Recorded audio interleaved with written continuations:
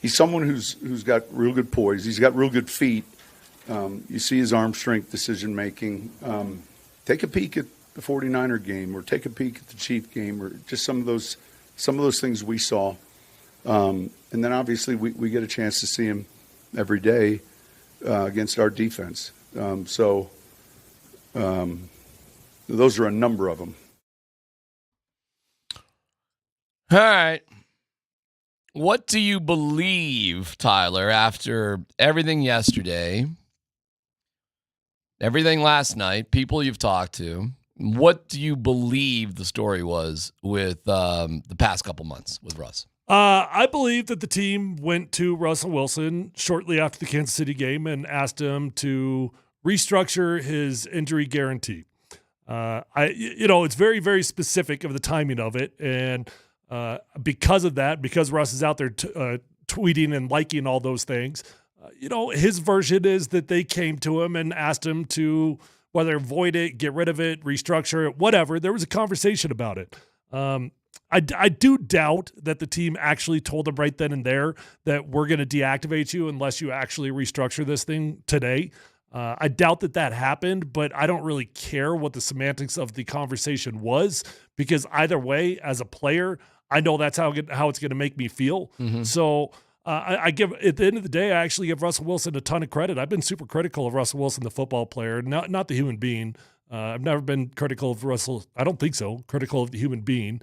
And if anything, he's coming out of this looking pretty dang good, that if your team came to you 7 weeks ago, asked you to get rid of a $37 million injury guarantee, and you just came to work, did your business, you were happy as a clam, at least publicly, that's what it looked like.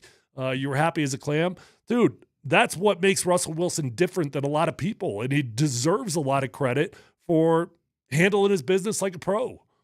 I believe that, yes, there were conversations. I don't believe they were as confrontational as it's being made out to be.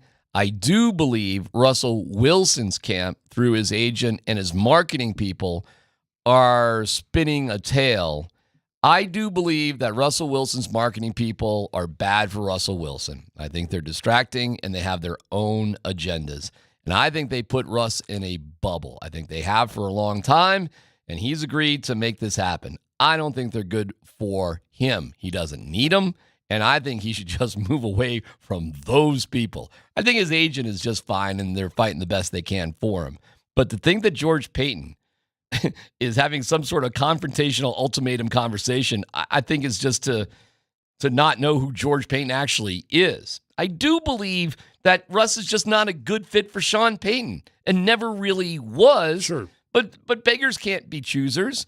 And Sean Payton was staring around an empty card table at Coeur d'Alene, Idaho, wondering where the hell everybody went in September. And the dude wanted a job. He wanted to be back in the mix. So I'm with you. I doubt that George Paton went to him with an actual ultimatum. I really do doubt that. But would you not agree with me that is an incredibly difficult conversation one way or the other? And about 99% of players are going to walk away from that conversation offended. So whether he was told that you're going to be deactivated or not, the origins of the conversation is going to be a very controversial, hard subject to actually approach a starting quarterback about. Yeah, sure. I think it's a difficult situation and conversation, and I do think it created animosity between the two sides for the past 2 months. I actually do believe that. I don't think there's a world in which anybody cannot have animosity created based off that conversation. But at the time, you're 3-5. Sure, you just beat Kansas City. Here's the trade deadline. What are we going to do? I really do believe the Broncos were trying to move Jerry Jeudy, and it just didn't work out. And I think they really were thinking, listen, we could win some of these games if we moved in a different direction. Here's the irony. They won those games with Russell Wilson. But why did they win those games? Look at the giveaway takeaway numbers. They were phenomenal during that stretch. The defense was playing their butts off, and Russ wasn't making mistakes. So is he a great quarterback? No. He's a slightly below average NFL quarterback right now. However, he's got some pretty impressive numbers because he's careful with the ball. Sure. But if everything's even in giveaway takeaway, or they're slightly behind the 8 ball in that department, they're toast. And you can't just be toast in that department. And I think the frustration and the communication with Sean Payton had reached basically a boiling point as they've lost 3 out of their last 4 games. I think Sean Payton likes Jarrett Stidham. I do. I think they could have easily gone cheaper. They could have just kept Brett Rippon here if they wanted to. He's no fascinated. big deal. Yeah, he's fascinated by Jarrett Stidham. I think he's got a legitimate intrigue in him. I don't think that Sean Payton looks at him like he's an answer or a solution for his future problems. But, Russ went into this season on a short leash. And that leash just got shorter and shorter with every game that went by. And everything that you're just saying right there about it, if they didn't get the turnovers, boy, it sure sounds like something I've been saying for months now, that, yeah, it couldn't be any more obvious. That is not a sustainable way of winning football games in the NFL. And it all added up to frustration that led to this moment that Sean had probably already made up his mind weeks ago. You know what? Sean probably already made up his mind after the Kansas City Chiefs game. He does not want Russell Wilson as his quarterback. Yeah. And the evidence of that is them coming to him and asking him to get rid of that injury guarantee. And I think the main reason why they asked him to get rid of it is because at that point, they were hoping to still play him so that he could be tradable. If they didn't want to play him at all, they would have just benched him. But I think the main concern was, how do we get out of this deal? How do we do this? And we can't. We can't right now. The only hope and prayer that we have is if Russell Wilson balls out this year. We don't really think he's going to ball out, so we're going to ask him to void this injury guarantee. But maybe, let's cross our fingers, he balls out and we could trade this contract. Do you think the move they've made is more about the injury guarantee or football?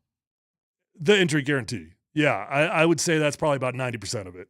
About football. Look, man, again, we're going to get hung up in semantics here because if you don't think that Russell Wilson is your quarterback, sure, it's about football. He's not my guy. I got to go find my next guy. So let's play Jarrett Stidham. But why'd you play him so long? I mean, do you think that anything changed in Sean Payton's mind from week 6 to right now? No, I think that he had his mind made up all the way back then. I think there was a moment of, I'm going to make another Tebow example. When the Broncos were 1-4 and they put Tebow in, what did you think they thought was going to happen? I think they thought it was going to be a disaster. Right. And if it's a disaster, Tyler, it's easy to, we tried. See? Yeah. And what did Tebow do? He ended up winning a bunch of games. It was crazy. Now, he did lose his last 3 games. That did happen. I think it was Detroit, Buffalo, and Kansas City, something like that. But let's remember how the Broncos won the AFC West that year. They were 8-5. They lost their last 3 games and backed into it. There were unopened T-shirts, like bags with T-shirts about AFC West champions and hats in the locker the guys were embarrassed to put on, except for Chris Harris, who loved any T-shirt or ring or whatever. AFC championship rings, he's wearing them. He loved it all. Chris was kind of unique. But there were a lot of guys, Tyler, that were looking at these like, we're 8-8. Yeah. But you were on a under 500 division winning team. Yeah, we won the NFC West with a 7-9 record one year.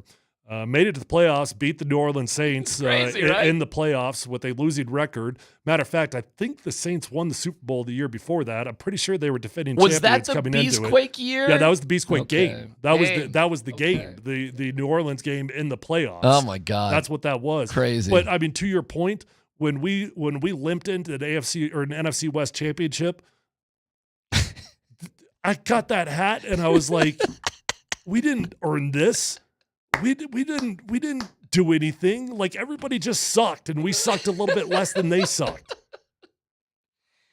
So, isn't that what happened with the Broncos with Russ? Kind of. They just won these games. They won the Buffalo game because Buffalo put an extra guy out there on the field. I think there's a difference, though. I would agree with when the Broncos put Tebow in, they expected it to be a disaster. This will be the easiest way to clean their hands. Correct. He's got a huge following. We need everybody to understand he sucks at football so we can move on. Yeah. I think they went in with Russ knowing that he's not the guy anymore, knowing that the magic is gone, yet still crossing their fingers, hoping and praying it worked out. Whereas with Tebow, I think they really were hoping it would be an outright failure, With Russ, you're still crossing your fingers because you're so committed to him. Well, I think it just got fuzzy because the numbers are fuzzy. Like you're winning games, but look at Russ's numbers during winning those games. And if it's not for the giveaway takeaway thing, the Broncos winning the turnover battle by a mile in those games. They're not winning those games, but you know what? They did win those games. They did beat Buffalo. They did beat Cleveland. They did beat Minnesota. And then you turn around, Tyler, and you're like, damn, we just won 5 games in a row. And similar, I think, to Tebow, like we thought this was just going to, listen, come on, man. Did anybody think the Denver Broncos were going to go to Buffalo on a Monday night and win that game? Give me a break. No way. And you fail in that game. It's like, all right, you beat Kansas City, but now you're 3-6 and you lose and Cleveland is tough. And, you could have easily, after that stretch, Tyler, easily been a 3-8 football team where nobody would have questioned benching Russell Wilson. Yeah. I mean, nobody. But you know what? You won. You won those games, and I think you kind of messed up the initial plan. So someone on the text line says, what if they have no plans of cutting Russ? They use him as a backup, and he decides not to show up. Does that work out in the Broncos' favor? Well, listen, I'm not going to tell you. Doesn't show up. I'm not going to tell you don't understand the situation. I'm not going to be mean. But was Tim Tebow good enough to be a backup quarterback in the NFL? No. Okay. Not really. Let's say he was. And I agree. For the sake of argument, sure. Let's say he was good enough. Okay, he's good enough. Would anybody have given him a job to be a backup quarterback even though he was good enough? Well, he did have offers from Jacksonville and the Jets in a trade when they moved on to Peyton Manning. So I guess I would have to say, I'd have to say yes as a backup. I guess. Well, maybe, but I don't think so because nobody wants that type of distraction from their backup quarterback. Correct. It doesn't matter whether you're good enough or not. Sorry. Nobody is going to want Russell Wilson around as a backup quarterback to divide the locker room. You're talking about the Tim Tebow circus. Yes. Do you think Russell has that same circus atmosphere? Absolutely he does. No fault of his own. Well, a little bit actually, but it's just the reality of the situation. And it's certainly not the Denver Broncos. They would never, ever want the circus of Russell Wilson as a backup quarterback because that thing is loud, that thing is noisy, and that thing is way too distracting. Right, so you're saying, hey, you could always have Joe Flacco or Case Keenum as backup quarterbacks. Yes. You could always have Ryan Fitzpatrick or Matt Ryan as a backup quarterback. Well, Fitzpatrick that's a little iffy one because there are going to be certain teams that wouldn't even want Fitzpatrick because he's got enough of a circus around him he certainly did it for years and years and years. He did. But what you're saying, I see what you're saying too, is like, what's next for Russ? Well, it's not very clear because it's not about just being able to play the position, which he can somewhat do, obviously. I'm sure there's a team out there that's going to bring Russ. No, I know there's a team out there that's going to bring Russ in as a bridge quarterback because they need a starter, yet they don't have anybody in-house. I don't think there's a team out there, and I really do mean this. I don't think there's a team out there that would sign Russell Wilson to be a legitimate backup quarterback because of all the distraction that comes with it, and for sure the Denver Broncos. There will be a team that needs a bridge guy. Mm-hmm. As a backup quarterback, I don't think anybody wants the distraction that comes with it. No, I think Russ, if he wants to keep playing in the NFL, Tyler, has got to accept I'm now Tyrod Taylor or Ryan Fitzpatrick. I'm one of those guys if teams will even have me. His days of being the starting quarterback, those days are no. He'll get another shot. He'll get a Baker Mayfield shot. He will. There will be a team next year that needs him as a bridge guy, as a hope and a prayer. Oh, okay. All right. Let me be more clear. His days of being a premier franchise, you're the man quarterback are done. I'm not saying every now and then though, and you're right.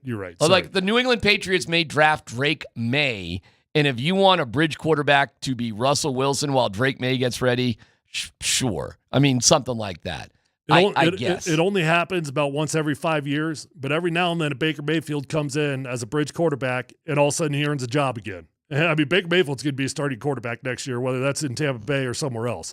Every now and then it happens. 9 out of 10 times, your role is forever a backup guy. Well, one way or the other, Russ has changed forever. It's never going to be the same for him no matter what. And we'll hear from Arn Anderson, who was in the locker room yesterday, about what that was like. And Tyler, I am officially fascinated today if Russell Wilson's going to chat. I'm amazed that that might happen. We'll get the skinny from Aaron from Fox 31 coming up next. Gosh, I hope so.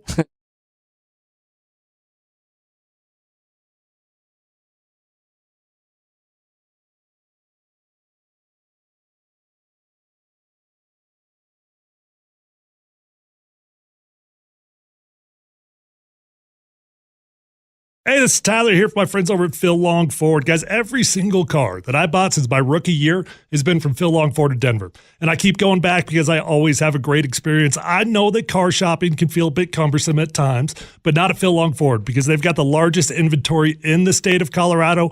Whether you're looking for a used vehicle or a new vehicle, they've got the largest selection and they've got the best deals. And you can check out all those deals online at phillongdenver.com. They've got incredible inventory arriving daily. They've got cars and trucks on the lot for you to choose from, or you can always go online and get exactly what you want. And check out their incredible line of electric cars, pickups, and vans with the latest technology. They've got the largest selection. They've got the best deals. They're going to get you in. They're going to get you out. And once you buy a car from Phil Long Ford, you will be a customer for life because you will realize that it is an experience that is different than other car dealers in Colorado. Go check them out online at phillongdenver.com and let them know that Tyler sent you on over.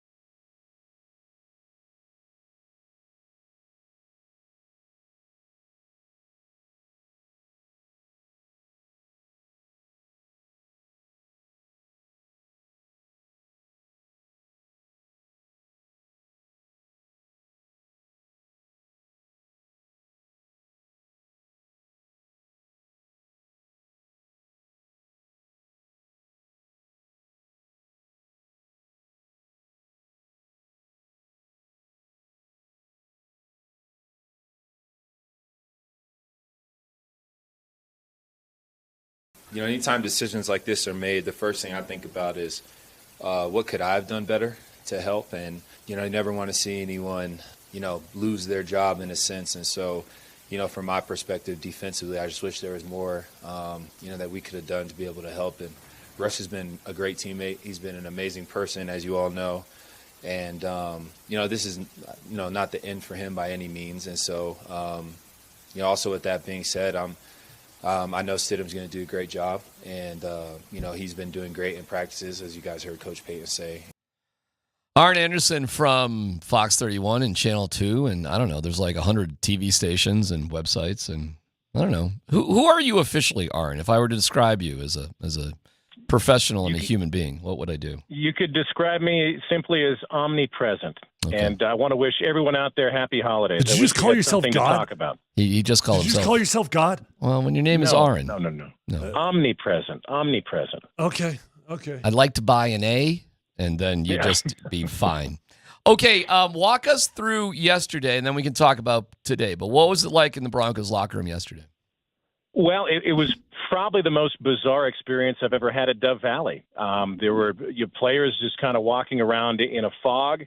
Practice didn't seem sharp at all, and then the post practice experience was just kind of shock and stunned.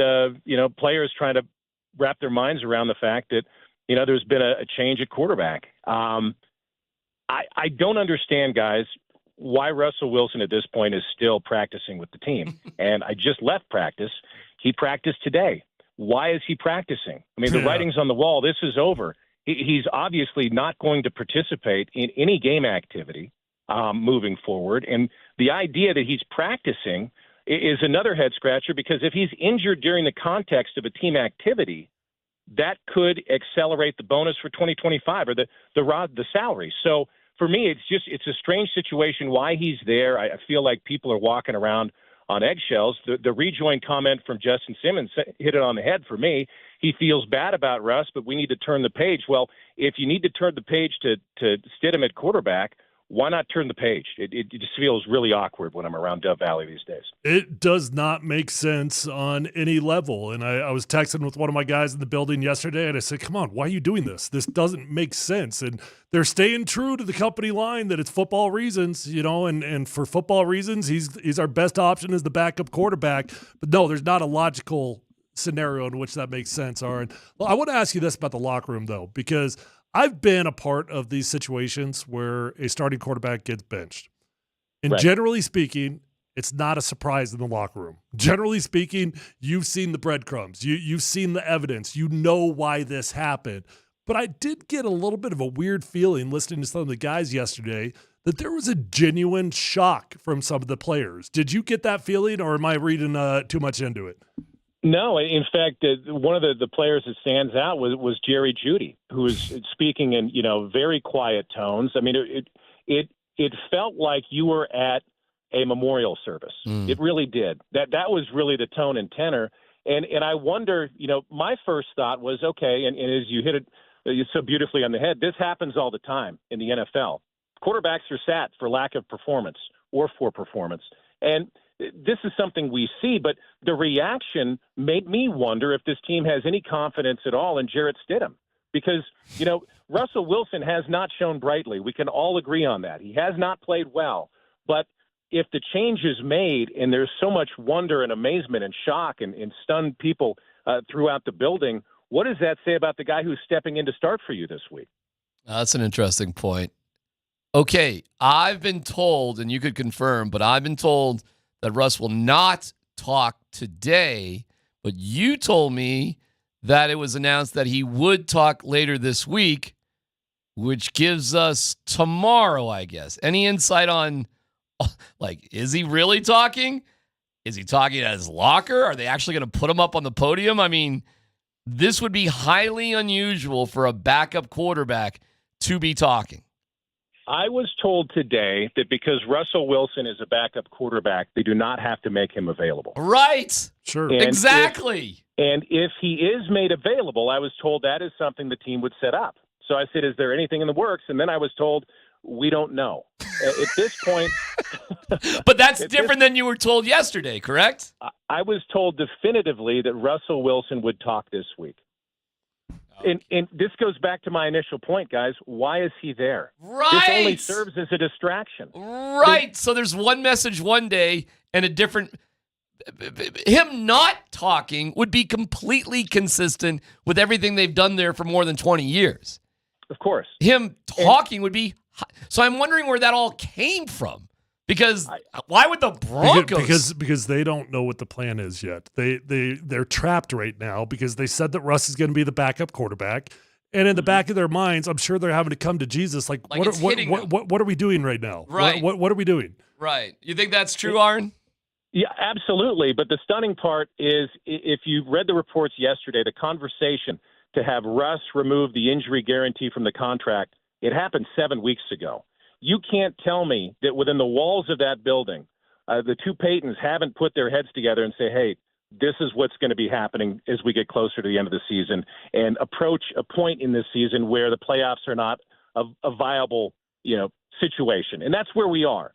But the idea that you would just throw things together at the last minute is stunning to me. Well, and that's why having you know what though? Let me just throw something in real quick. Sorry.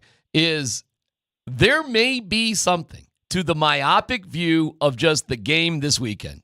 I know that sounds ridiculous, and as sports fans, all we do is speculate about the future, right? But I really do think sometimes as fans, we have a better perspective on things happening than sometimes people inside the building, because they really do, honestly, maybe just focused on the next game. No, very good point. And I wonder if optically this is a challenge, because on Christmas Day, you released a team captain.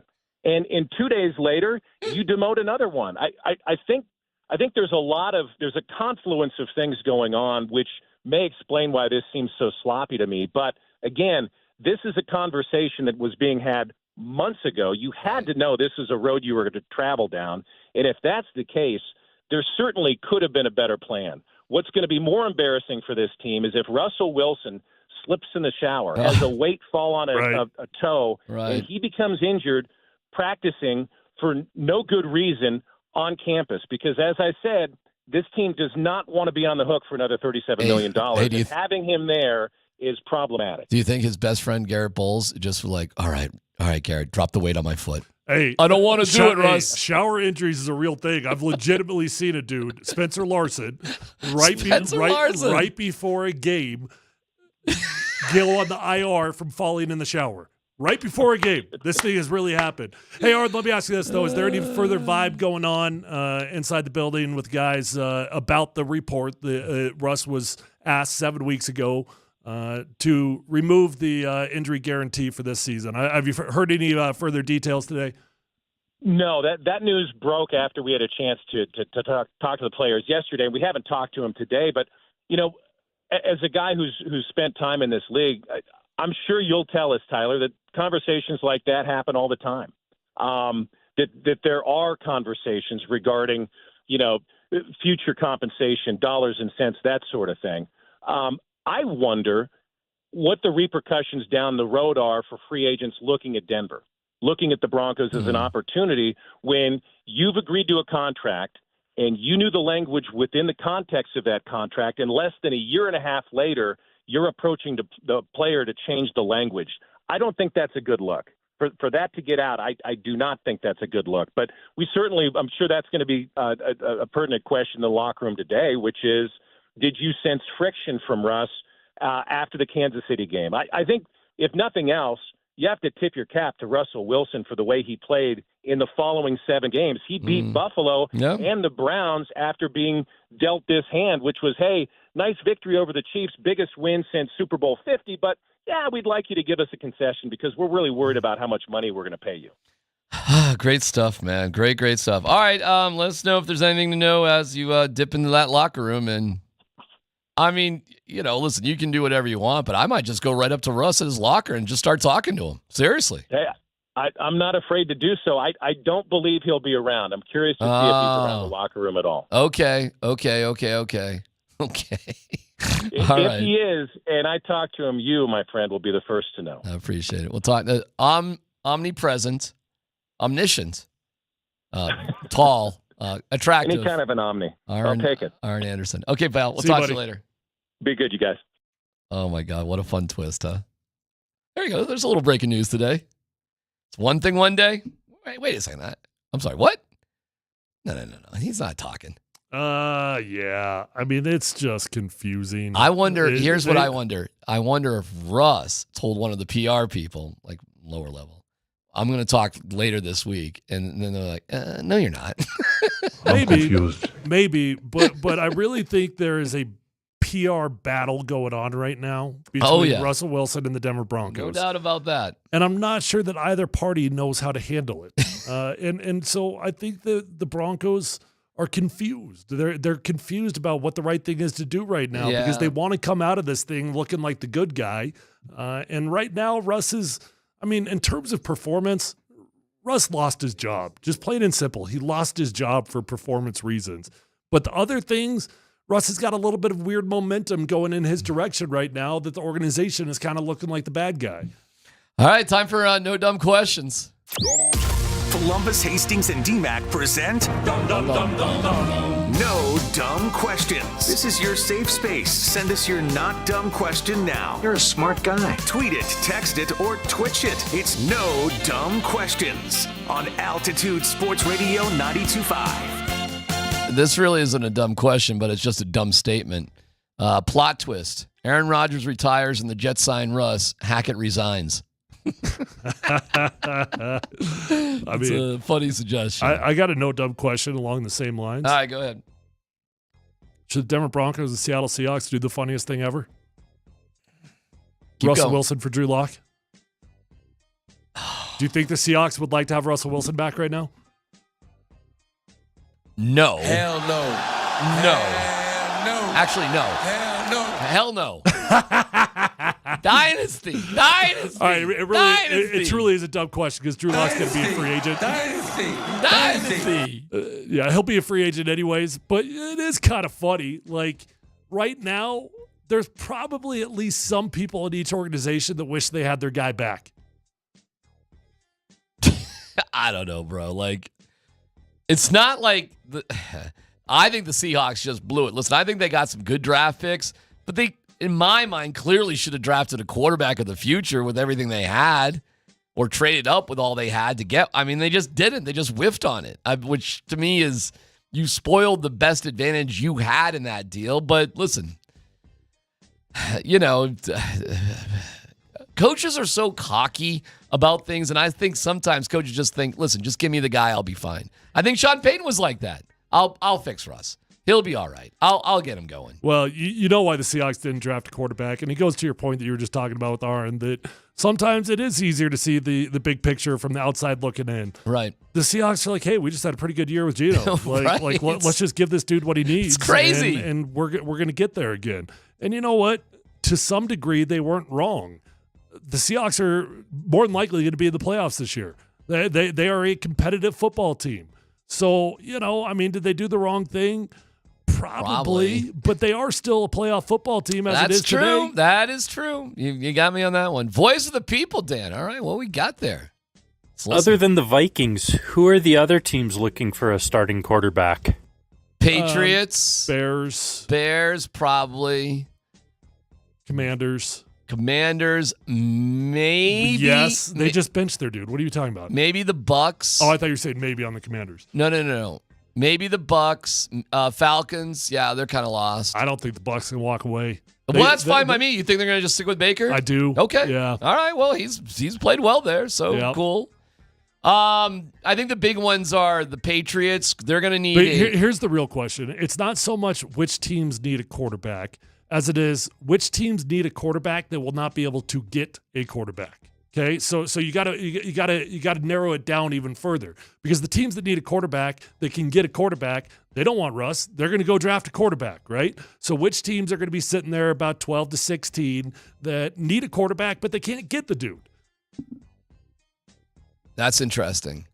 What's the Commanders' record? Are they in the top 10 pretty squarely? Let me pull up. I think they probably are. Draft order. Well, the Broncos are there.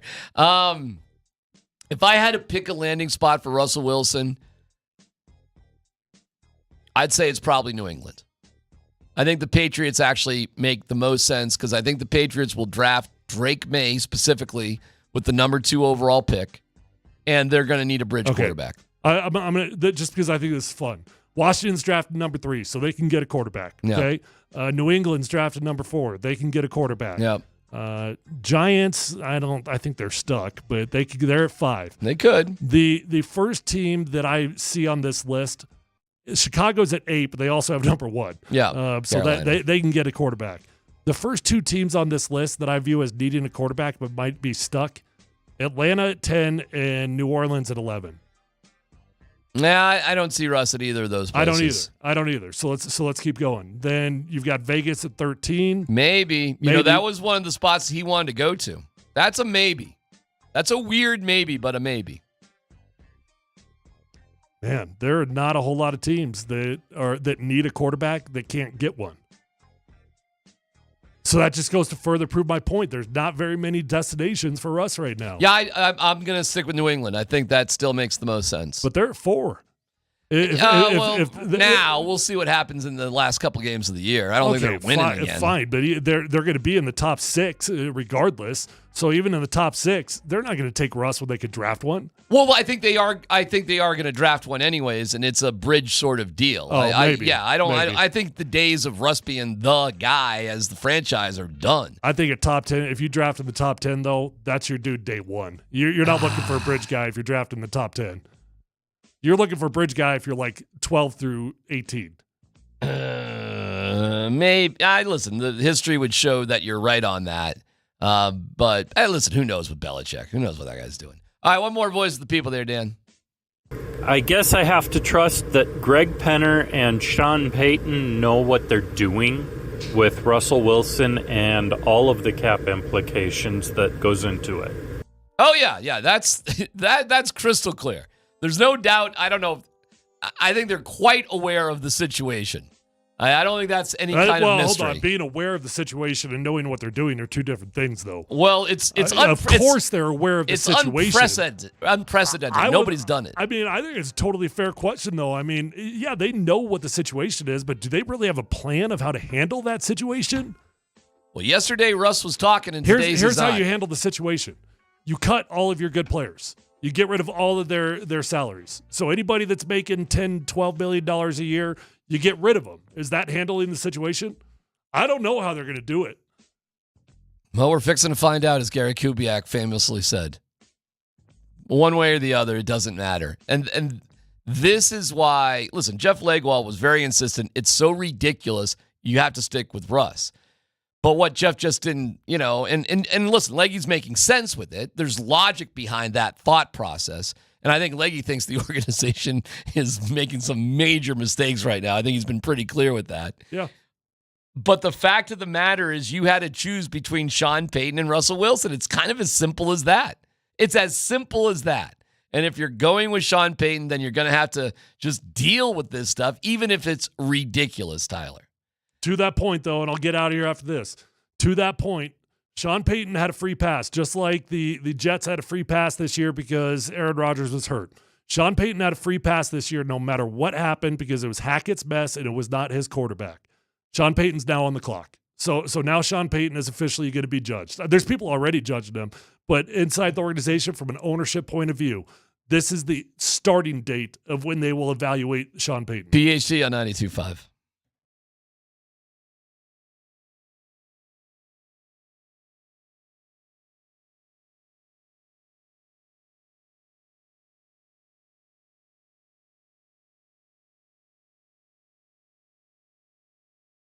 Hey, what's up, guys? Tyler here, my friends at Revitalized Health, the best in the industry at what they do. They're going to help you out with testosterone, peptide therapy, hormone replacement, and medical weight loss options.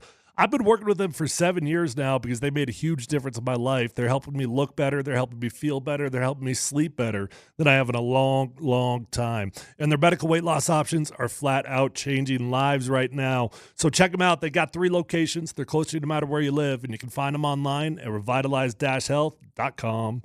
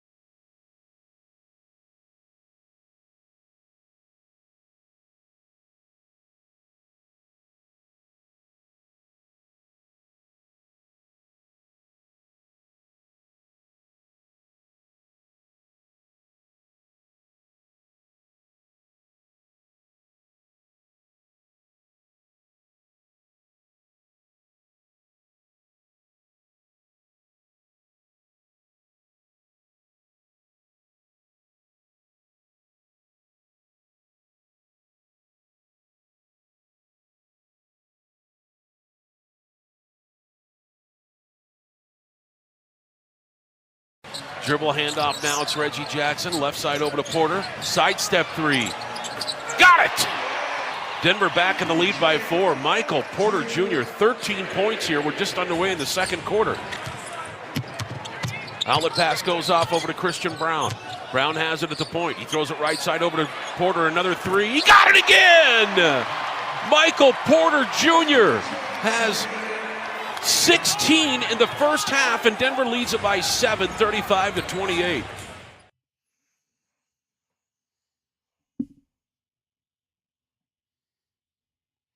One of the more interesting media things in this city is the Michael Porter Jr. podcast.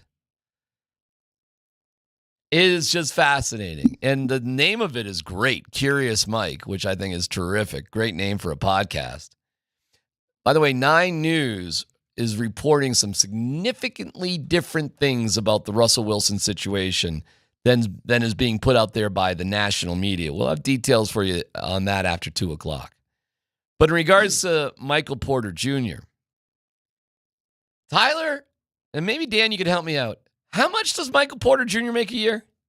What's he making per? What's a guess? 19, 20? I would guess over 20. 30? Michael Porter Jr. contract. What is Michael Porter Jr. making a year? Michael Porter is making $33 million per year. He's on a max deal. $33 million a year. Can you get... Is it not fair to ask more of Michael Porter Jr.? Huh? If money matters, D-Mac, is it not fair to ask more of Michael Porter Jr., who you think is a Hall of Fame player? Huh? Well, I think he's been delivering lately. I mean, the Nuggets have won 5 games in a row, and he's been a big part of that. They're the hottest team in the NBA. Good so, Lord, man. But no, actually, you know what? I shortchanged him. It's actually an annual average of 35.859. Just gets worse. That was rude of me to shortchange him. If you were making that much money a year, would you have hobbies? Yes, I would have a lot of hobbies. Would you be doing? Are you kidding me? I'd have all the hobbies in the world. Would you? Yeah, that's a fair point. So one of his hobbies is a podcast. Just gotta hope that they're good hobbies. Well, one of his hobbies is a podcast, and I think Mike is cool talking post game, and I've had plenty of great interactions with him, but he doesn't strike me as the high personality sort of dude. So the fact that he wants to even have his own podcast to me is really? Okay. Oh, cool. Sure. But when you make $35 million a year, you don't have to do anything else. No, he's not doing it to make money, if that's what you're saying. No, there's nothing. Clearly, he's not doing it to make money. No. I would not have a hobby that requires me trying to make money. I'll tell you that much. That's right. I'd have hobbies that are fun for me. I think that's what the podcast is. But I'm telling you, the Curious Mike podcast is really pretty interesting. He's gotten. I think it's interesting. You're rolling your eyes. I didn't do anything. Okay. Prove it. You're on Twitch. Prove it. We can see you. Super interesting. All right. Here is Michael Porter Jr. with Nikola Jokic. All right, I'll say it's interesting that he's landed a couple big-time guests. A couple? Well, I would define the only big-time ones as Peyton and Jokic. Has he had any other big-time ones? I don't know, man. He had Bones on. That was kind of cool. He had AG. Bones was big time. Yeah, that was big time. It was interesting because Bones. Okay, seriously, did you learn anything interesting out of it? A little bit. So when you say it's interesting, I'm curious. I listened to the whole damn thing because I thought his relationship with the Nuggets. Just listen. Did he really sink his teeth into Bones? Of course not. It's his no. buddy. But all right. Anyways, the sit-down interviews Nikola Jokic has done in his life, I bet you could count on one hand. Lengthy, long-form interviews that aren't just what's your favorite Christmas present or whatever that they do for the videos on the Jumbotron. But here is, it's brand new, Nikola Jokic with Michael Porter Jr. Oh, I'm supposed to try. So obviously you're a 2-time MVP. We won the championship last year. And one thing I've always been impressed with is how you continue to get better and better and better as years go by. How do you stay motivated now that you have achieved so much at so young? That's actually a nice question. I think the motivation is actually becomes your lifestyle of being obsessed with the success, I think winning is a lifestyle for us right now. I'm thinking about the team right now. I think we can win every game, and I think it's like winning is kind of lifestyle, and you're getting obsessed with winning and that lifestyle. It's really, we have fun when it's winning, and we have we fun talked about that yesterday. And when we lose, it's like no way. Yeah, we don't feel right. We won so much now that we just don't feel right losing. Uh, I think that's probably my motivation. Just obsess of winning and that kind of lifestyle. I agree. Yeah. Winning is a lifestyle. There's a T-shirt. I'm sure there already is one. Losing sucks. Winning's great. Winning is fun and losing sucks. That's it. That's a great T-shirt. Winning is fun and losing sucks. That's it. Winning is fun. Losing sucks. Winning is fun and losing sucks. Hey, can I steal it and make money off of that? I tell you what, who is going to make the T-shirts? Winning is fun. Losing sucks. And that's one T-shirt. And stay on parade. Or stay on F-bomb parade. Yeah. I feel like the F-bomb is a part of that, though. That's right. That's a key ingredient. All right. Stay on parade. Who doesn't want to stay on parade? Winning is a lifestyle. Yeah. Winning is fun. Losing sucks. I think that's a cool spot to be as an organization. And I believe them, man. When there's probably 95% of the league, when you lose a game, it's like, oh man, it's a long year. Who cares? Where are we going out to eat tonight, right? Right. But the Nuggets legitimately are in a spot where they expect to win every single game that they play. Well, I'll tell you this. Jokic, first of all, is so smart. But he hates doing really serious, introspective answers in general. But you can't treat your teammate like you would maybe some other bloggers out there. Yeah, you're going to give him respect. You are going to give him respect. And I got a sense right in the beginning of that answer, he wanted to goof around like he normally would. But no, he's going to pay his teammate respect. And for Jokic to come out, and you got a glimpse about what really pushes him is he's obsessive about winning. So never mind, he just likes his horses and he doesn't, that's a pony and all that stuff. He doesn't care. He does care. I think Jokic plays up the whole I don't care sort of thing. Now, is he touching the basketball a lot over there at Sombor? Maybe not.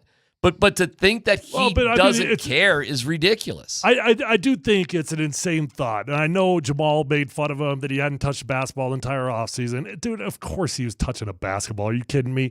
When he says that, winning is a lifestyle, the lifestyle is everything that goes into winning. It just doesn't happen like that. Nikola Jokic has probably got to be one of the least obvious, hardest working human beings on planet Earth. Yeah. He doesn't want anybody to know that he's working hard. Right. But he is. You know why we're hanging around there an hour after the game to talk to Jokic most nights? Because he's working out. He's the last one there. That's always fascinating to me, basketball. In other sports, I know it happens in baseball all the time too. Working out after a game is so weird to me. Well, but they don't have practices. They don't have scheduled time for this stuff. It's the only time that they can get it in. And they put up these little mock weight rooms in the hallway with bands and dumbbells and everything. It's a fascinating experience to me that professional athletes, that's how they're getting the workouts in. That in hockey, that's exactly what they do. I don't know what the opposing team does in basketball. No, they bring it. I've seen it. I saw the Suns doing it after in their hallway. They do it. They bring all their bands and everything. They just put it in the hallway of wherever they are. Well, I know at Ball Arena they have training tables and stuff that they put out in the hallway. I know for hockey, there's a curtained off area near Club Lexus, on the other in the hallway on the other side. They just curtain it off, and they really do bring in all sorts of weights for them to train on. The Nuggets have a huge advantage, of course, because they have a full gym and weight room just upstairs in the building if the guys really want to, go do that. And they have a easy way to get up and down inside of the old locker room. It's cool. Elevator. Well, that's cool. That is so cool. They got they got an easy way to get upstairs. They don't even have to walk on the stairs. They can go up in this thing that it just pulls them up. Listen, my point is they don't have to walk through the concession stands to go get there. That is cool. It is a cool thing. Yeah, that's cool. Making fun of me. Goodness. Cool story, bro. Thanks, bro. So listen, I'm excited to listen to the rest of the podcast. I think you definitely get some Chris Farley moments out of Michael Porter Jr. Like, hey, so we won. That's cool, huh? Yeah. But I think everybody he interviews kind of wants to help him, sort of go along with it. They understand, like, maybe I need to help Mike here just a tad. Remember the time we stayed on parade? Yes. Yes. The time we stayed on parade. We got to go through it, man. We got to go. It's probably like an hour long or something, right? Will you listen to the Curious Mike podcast with Nikola Jokic? No. Dan, will you? Absolutely. I can't wait to listen to it. Yeah, I'm kind of dying to listen to it. He definitely will. I mean, Joker never does this stuff. It's right? It's intriguing. And look at the answer he gave Mike. I bet there's a lot of other stuff like that. Let me know when you get something fascinating. All right. 9 News, Mike Klis writing a very different story about everything that went on yesterday with Russ. So there's always two sides of the coin. You'll hear the other side coming up next.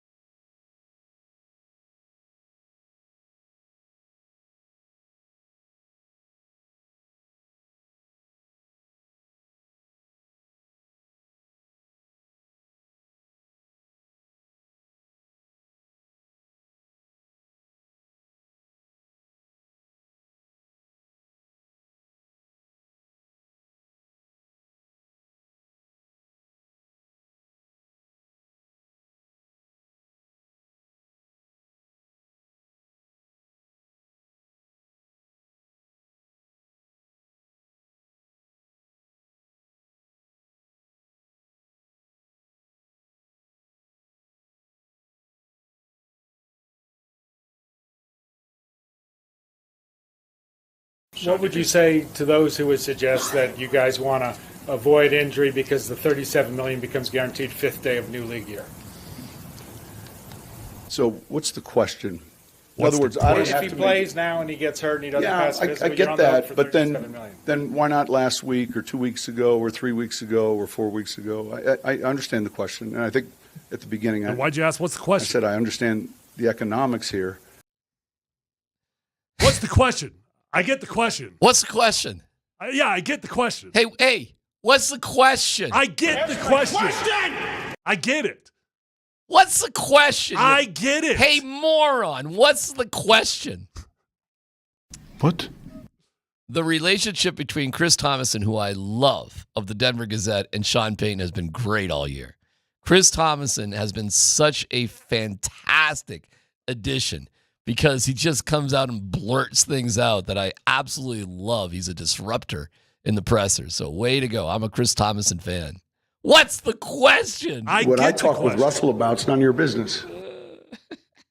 That wasn't to Chris, but the what's the question has been, I think, to Chris twice. What's the question? Oh, was that last time, Tim? I think so. I think it was. I think Chris got two what's the questions. Oh, no, it was Troy Rank the first time. Troy Rank got the interrupting cow. Oh, Troy Rank was the stop. That was Troy. Stop. Let me correct you. No, Stop. that was Cliss. What was Troy? I swear Troy was one of those. He was fighting with Peyton. Like he was getting the question out and like. Yeah. Oh, Troy wasn't our hump. It wasn't our hump. That's right. Wasn't our hump. Right. Then I asked the question after Troy, and Peyton cut me off too, and I just like a wimp just sat there. Oh. It wasn't our hump. Troy stood up for himself. At the end of the day, he got his question out, and you just got rolled over. I just got rolled over. I was just like, I'm not going to be like Troy on this one. All right, here's the 9 News story. Now, I recognize this story because I think I talked to some of the same people Mike did, but okay. Let me just roll this out for him. I'm just going to read. The bye week is coming time for NFL teams to approach a player or two about contract-related issues, from extension talks to adjustments to existing deals. So right off the bat, Mike is framing the time after the Kansas City game as not just like, hey, we just won and we're being mean. What he's saying is this always happens. And before you go further, and I'm not calling out Mike at all. He is tremendous. Honestly, he works his tail off. But come on, this isn't hard. You hear the storyline that came out from Jordan Schultz. That is Russell Wilson's camp. That is Russell Wilson. You read the very beginning there. This is commonplace for us to come.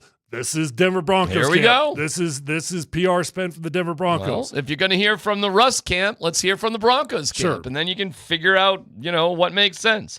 Per multiple sources, the Broncos used this downtime in late October, which did include the trade deadline, by the way, on Tuesday of that week, to approach Russell Wilson about adjusting his contract in a good faith attempt to help ensure a path for the quarterback with the team moving forward.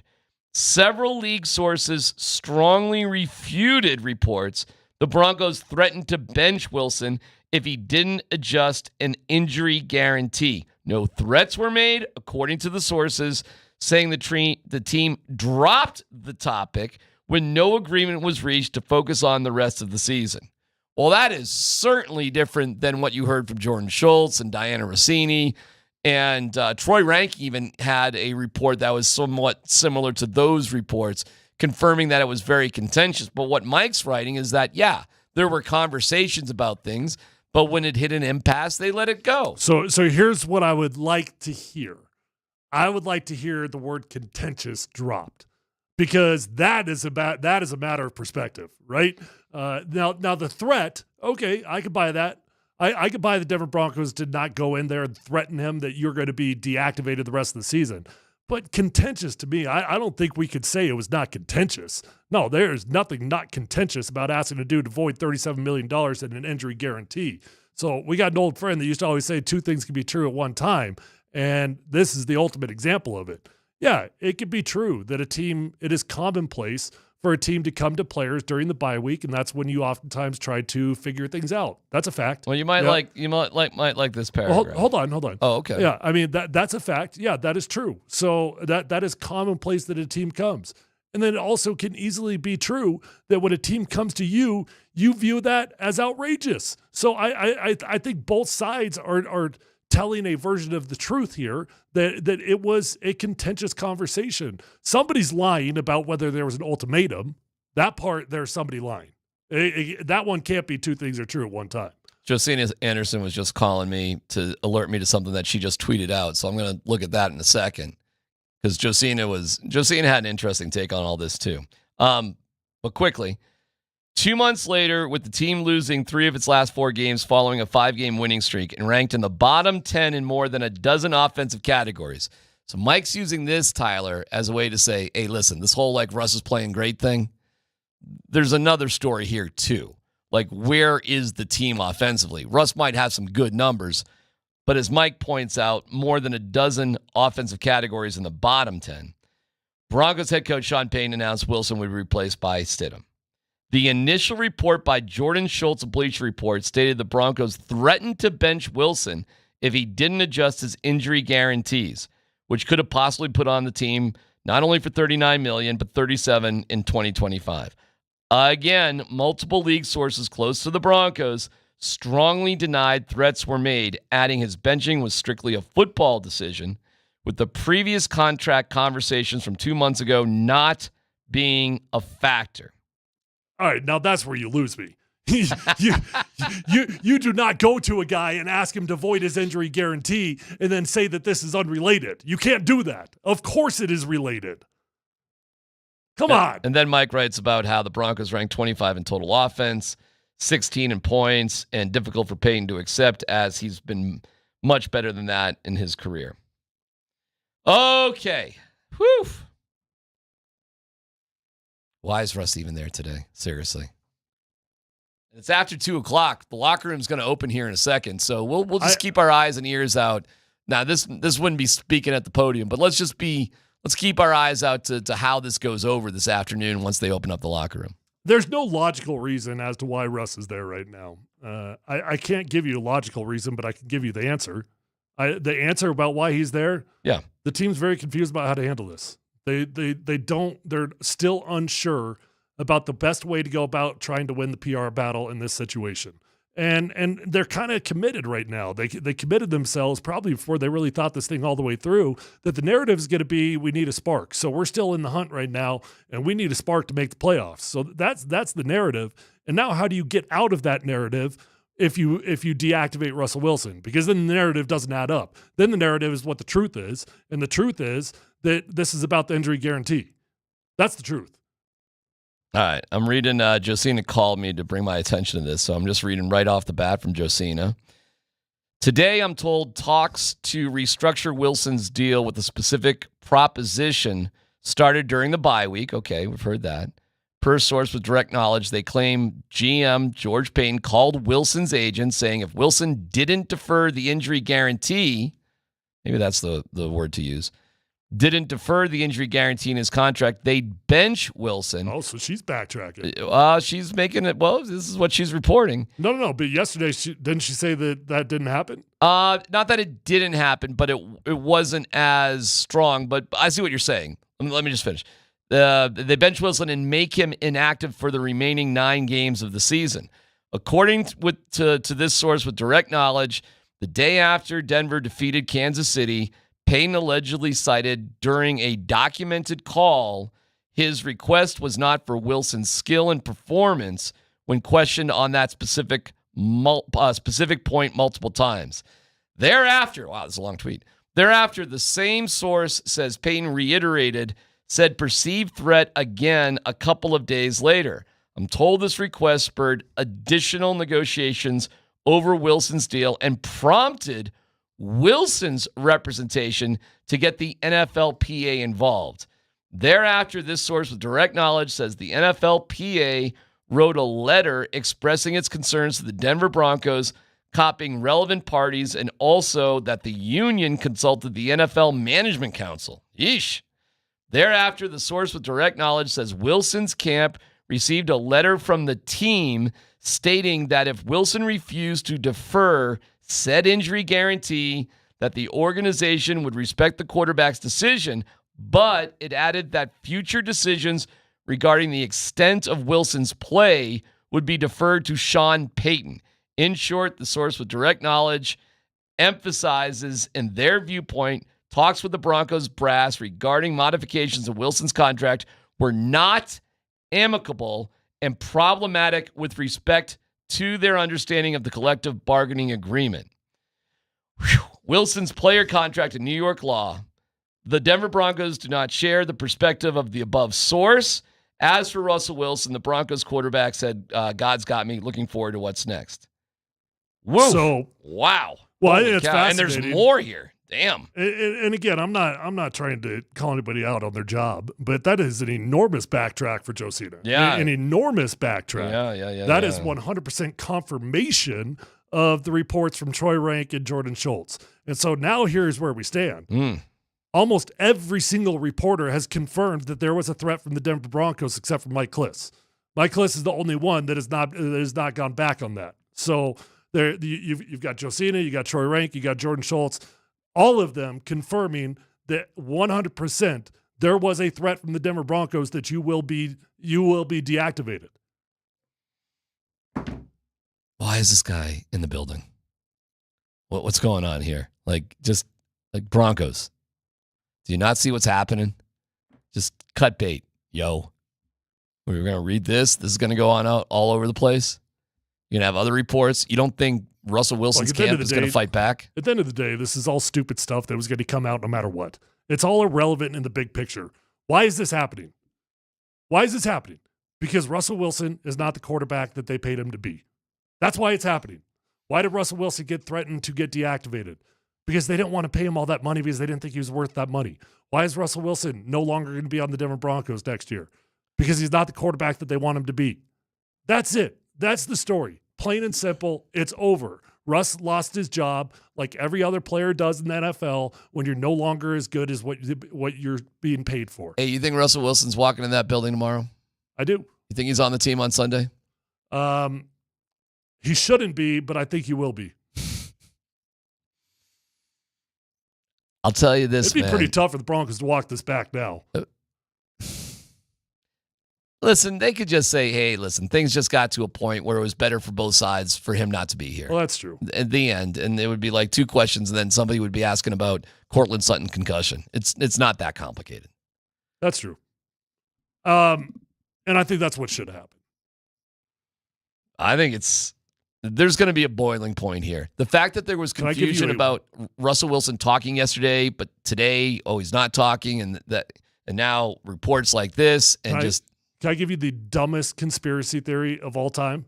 We already talked to Scott yesterday. I know. Okay. But this one is up there with it, though. Okay. This is my dumbest conspiracy theory of all time that has absolutely no evidence, and it's just a stupid thought. All okay? right. Stupid thought from Tyler. Okay. What if the Denver Broncos are keeping him on the roster right now because they're hoping he does something stupid so they can get out of the contract? No way. So they're hoping he could do something conduct detrimental. What in the world would that possibly be? They're trying to get out of the contract. I mean that's what's been going on here for a long, long time. Yeah, thank you, Dan. I mean, give me All right, nobody yell at me. It's stupid. It's just it's a dumb thought. Just give me an example of what that would be, possibly. Give me an example. They told him to come to work, and he didn't come to work. Well, there you go. They told him to come. You're the backup quarterback. And he refused to show up. That's interesting. Well, that's not a dumb conspiracy theory. That's a good one. That's actually a really good one. The bottom line is they're trying to get out of the contract. They've been trying to get out of the contract the entire season. That's actually that's a pretty good conspiracy theory. Because I think a lot of guys would tell him to pound sand and wouldn't show up for work. Yeah, and if you don't show up for work, guess what happens? It's conduct detrimental. Now, if we tell you to go home, we can't get you for anything. Right. But if we tell you you're here, we're paying you to be here.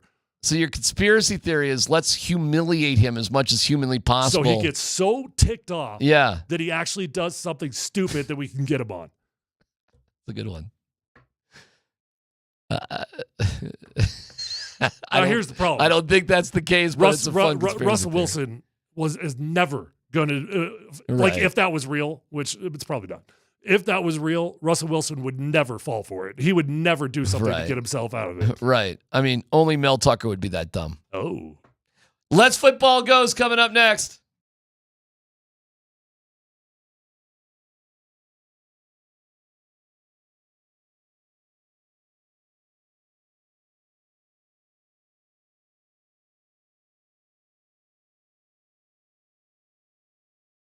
Hey, what's up, guys? Tyler here, my friends at Revitalized Health, the best in the industry at what they do. They're going to help you out with testosterone, peptide therapy, hormone replacement, and medical weight loss options. I've been working with them for 7 years now because they made a huge difference in my life. They're helping me look better. They're helping me feel better. They're helping me sleep better than I have in a long, long time. And their medical weight loss options are flat out changing lives right now. So check them out. They got 3 locations. They're close to you no matter where you live, and you can find them online at revitalize-health.com.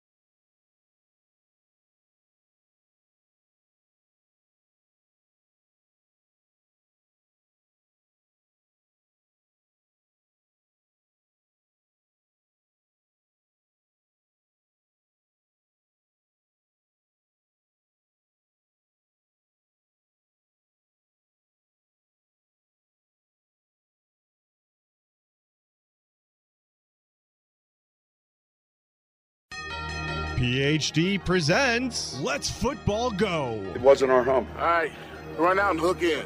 Run out and hook in. Show these people how to play football. Are you ready for some football? Wife walks in, 2 glasses of wine, 2 goblets of wine, and says, let's go. Let's go! Westminster. Let's go, man. Let's go. That's what we do, man. Westminster. A few years ago. Stop. Let me correct you. Stop. Who was talking about my mom? Yes, you are. You are. So what's the question? I understand the question. On Altitude Sports Radio 92.5. I do have an update about Russell Wilson from Aaron Anderson. All right. Can I give that to you right off the top, Dan? I don't want to interrupt Let's Football Go, but I got a little bit of breaking news. Aaron says, I talked to Russ. He will not speak to the media this week. Says he might watch the Pop-Tart Bowl tonight. Okay, so we go from Russell talk to the media this week to he's not talking today to Russ saying he's not going to talk this week. He's going to watch the And I'm also not going to prepare for this game. I'm going to watch the Pop-Tart Bowl. Why is he going to be on the team next week? Why is he going to be in the building next week? Yeah, this thing probably comes to the natural conclusion that it should have been at from day one. Good for Aaron for going up to him, though, in the locker room. Just saying, man, you want to talk? Yeah. Good for Aaron for doing that. All right, Dan, sorry to bogart your first story there, but there you go. Here we go. That's all right. We got some inside info we had to get to. There you go. All right. Well, let's hear from Ian Rappaport. He was on the NFL Network this morning, and he's explaining why he thinks Sean Payton decided to bench Russ. Basically, what he says is he believes Sean Payton came to a realization that Russell Wilson was incapable of running his offense. Of all the alarming things, guys, that's happened for the Denver Broncos in the last, let's say, month or so, and there's been plenty of them, Sean Payton exploding on Russell Wilson, on the sideline, making everyone pay attention to, is that relationship really good? Like, that was interesting and fodder, but to me, it's what you said, which is Payton saying maybe we have too much in the offense. Russell Wilson is mid-30s. He has won a Super Bowl. He has been a franchise quarterback. Hard to imagine Sean Payton is pleased with anything he's seen in his offense. He has a complex offense. He has a huge playbook. He is one of the NFL's best engineers of offenses and play callers, and I feel like he hasn't been able to use any of it, right? I mean, he has had to scale down this offense so much, and, you look for better performance, yes, but I do feel like part of him goes, can I just see my offense? Can I just watch this thing be run as it's supposed to be run? And I don't know that Jarrett Stidham is perfect either. He did play well at times last year for the Raiders in kind of limited fashion. They're really doing actually the same thing, but for Derek Carr. But I really feel like Payton, all the things that we're going to discuss, the financials, the risk, everything, so much of it is him being like, let me just see how my offense runs for the Denver Broncos, and maybe, just maybe, that will help us win football games. I mean, yeah. He was fed up that Russ couldn't run the offense. Sure. I'm not telling you that you got to like Sean Payton. I'm not telling you that he's even a great coach. I'm not even telling you that he won't get fired in 2 years and this won't backfire on him and that the next quarterback we get will be better than Russ. Well, what no are you telling us? What are you telling us But what I am telling you is that it's not just the Sean Payton offense. I don't know how, and I consider myself a pretty smart football mind, I don't know how anybody could design an offense for Russell Wilson. Why? Because there's no way to design schoolyard. There's no way to plan schoolyard. How did he do it in Seattle for a decade? Because he had the magic. He had the magic, and it worked. And some folks, it happens, man. There's certain players that just do everything out of the box, and it drives you nuts as a coach. It's like when I shot a three-pointer in high school, and the coach is screaming at me, don't do it, don't do it. All right, nice shot, but don't do it again. You made it, but please don't do that again. Did you really have one of those moments? Oh, yeah, absolutely. I actually did, too. Yeah, it was comical. It was like out of a movie. Yeah. I literally, as I'm taking the shot, I could hear his voice in my head. And I turned to the sideline almost as like a blank U to him. And he's yelling at me the side. He's like, just don't do it again. A girl I was really into broke up with me that day. We were playing Georgetown High School, and I barely played, but Travis Doty was sick, and the coach had no choice but to put me in. And in my head, I was like, the first time I touch the ball, I'm shooting, because I never play. I was all depressed. I got the ball, 3-pointer. I was way outside. I was just like, here it goes, and I could no. But then when that happened, it kind of woke me up. Oh, now you're feeling it. Well, yeah. no. Well, now I was scared. And now I was like, wait a second, I'm in the game. Oh, no, I wanted to shoot again. That's what I wanted. I threw the ball out of bounds twice, 2 turnovers, unforced turnovers, because I was so, Well, the real you had to come out. See, me, I was a baller. All right, next story, Dan. All right, have you guys heard this crazy story going on up in Green Bay with the Packers and Jair Alexander? Talk to us. So the Green Bay Packers have suspended Jair Alexander for 1 game for what they call conduct detrimental to the team. So on Sunday, Alexander anointed himself as one of the Packers' captains and then made what Matt LaFleur called a big mistake by nearly botching the call after winning the coin toss. Wait, slow down. Okay, I'm sorry. so what? I'm going to explain what it happened. here. All right, go ahead. So Alexander called tails and won the toss.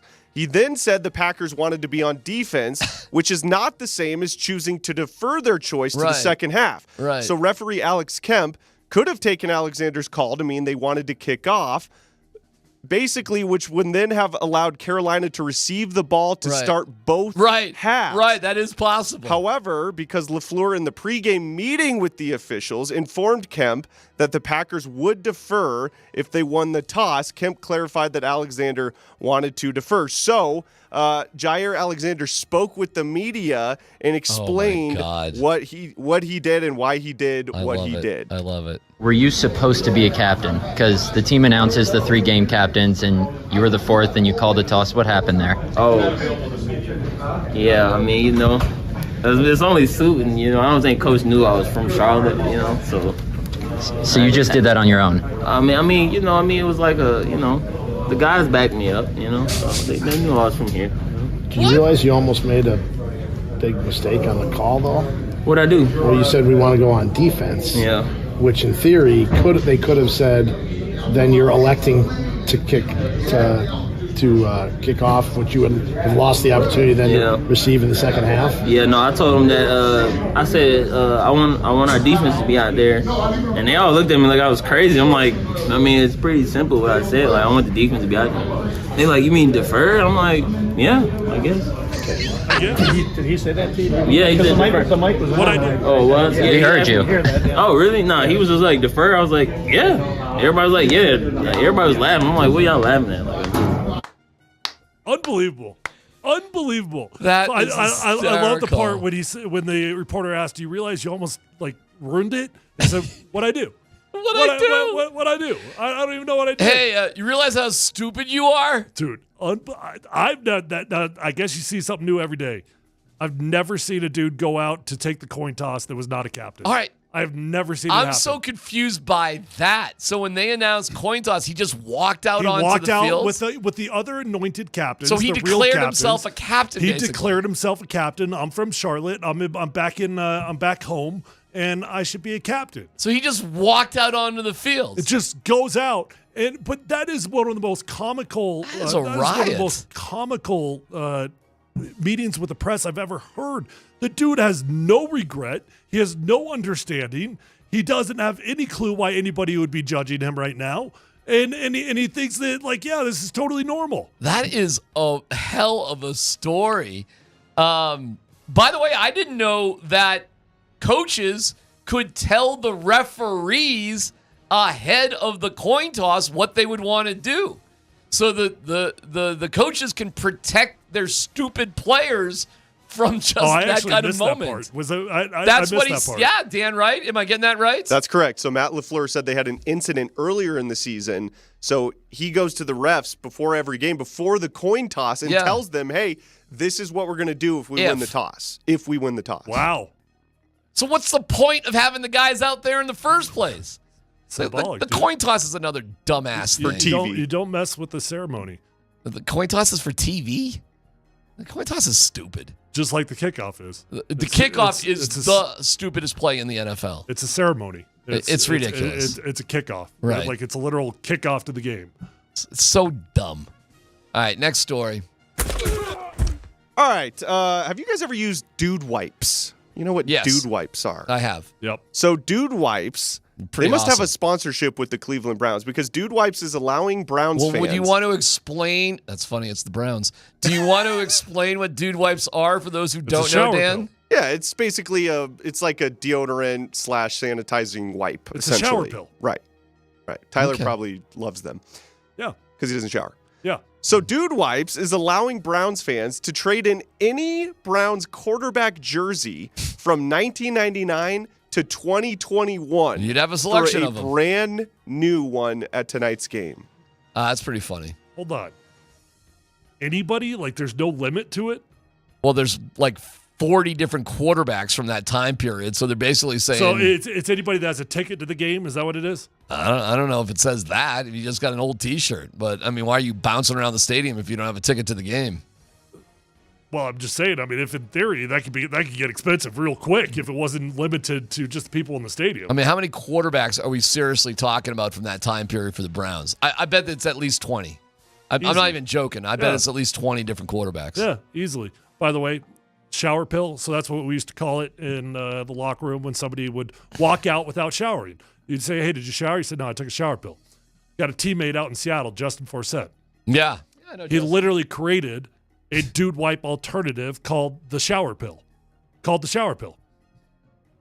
I have a no dumb question for And you. he's been very successful with it. Has he really? Yeah. Good for him. He changed the name to Hustle Clean. Okay. So I worked out in the gym today, and I'm one of those guys that takes. Do you guys take showers in the gym or not? It depends on the situation. I mean, I'm not a stranger to it. Okay, so Dan, at the gym, do you take a shower or not, or do you just like all sweaty, pack up, go home, and whatever? No, I shower. You shower. At Oh, the if gym. I'm going home, I don't shower. If you're going home, you don't shower. So all If right. I'm going to work, if I'm going somewhere else, then I shower. Okay. I don't want my car to stink. I gotcha. I like taking a shower after working out at the gym. I do, in general. What do you do? This happened to me today, which was so frustrating. After I worked out, I went into the sauna too, so I'm dripping. No hot water in the shower. No hot water. What do? Do you just say, take a deep breath? I leave. You don't. What do you mean? What do I do? I leave. You don't stick your head under there, just cold it up, shower off the best you can, and whatever. Where were you going? After? Here. No, I'd probably I'd clean off. You would. Yeah. You just suck it up. It's I went freezing to cold. Africa one time, and for 2 weeks did not have hot water. Took a shower with freezing cold water for You 2 just weeks. go for it. Yeah. Dan, what would you do? I'm not showering in cold water. Right. No way. You just It's back really good out. for you. Miserable. It's good for you. It probably It's got is. a lot of health benefits. I'm being Dude, dead serious. I was so pissed off. I couldn't believe it. The one thing I look forward to is just like a nice hot shower after all of that. It was freezing cold. So I was like, what do I can't do this. I couldn't do it. It's great for your immune system. I couldn't do it. You couldn't. So you is couldn't man broccoli. up I don't for- want to eat that.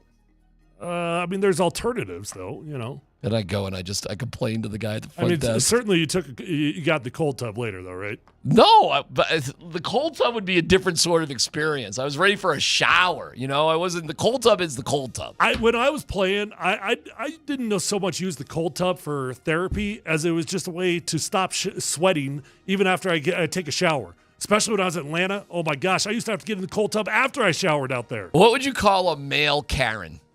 Would it be a Darren? Chad. A Chad? Chad. Not a Darren. A male Karen is not a Darren? Well, you could make the case probably. All right, but Chad? Chad. I had my Chad Karen moment. Just because I was so ticked off. You know, like you're so upset, you got to complain to somebody about it. So I go up to the front desk and Oh my gosh. Right. Are you kidding me? Right. And here I am, all upset at a guy who probably makes, I pay $25 a month to come here. My membership requires hot water. I did all that. And what did they say? Oh, Did they sorry. offer you a free month? No. Of course, I'm just talking to somebody who's riding the desk, you know. It's just I actually. What was like? Let me ask you this. I don't know. What were you looking for out of the conversation? What do any Karens get out of whatever they do? Nothing. Just the satisfaction of yelling at somebody about why they're upset. I truly had a moment where, and I'm walking out the doors like they give a crap if I go here or not. But I had that sort of moment. I couldn't help myself. I could not help myself from just like bitching about it. I have a late, no dumb question. Okay. If the Broncos are looking for conduct detrimental, does doing high knees on a plane across the world count? This is PhD on 92.5.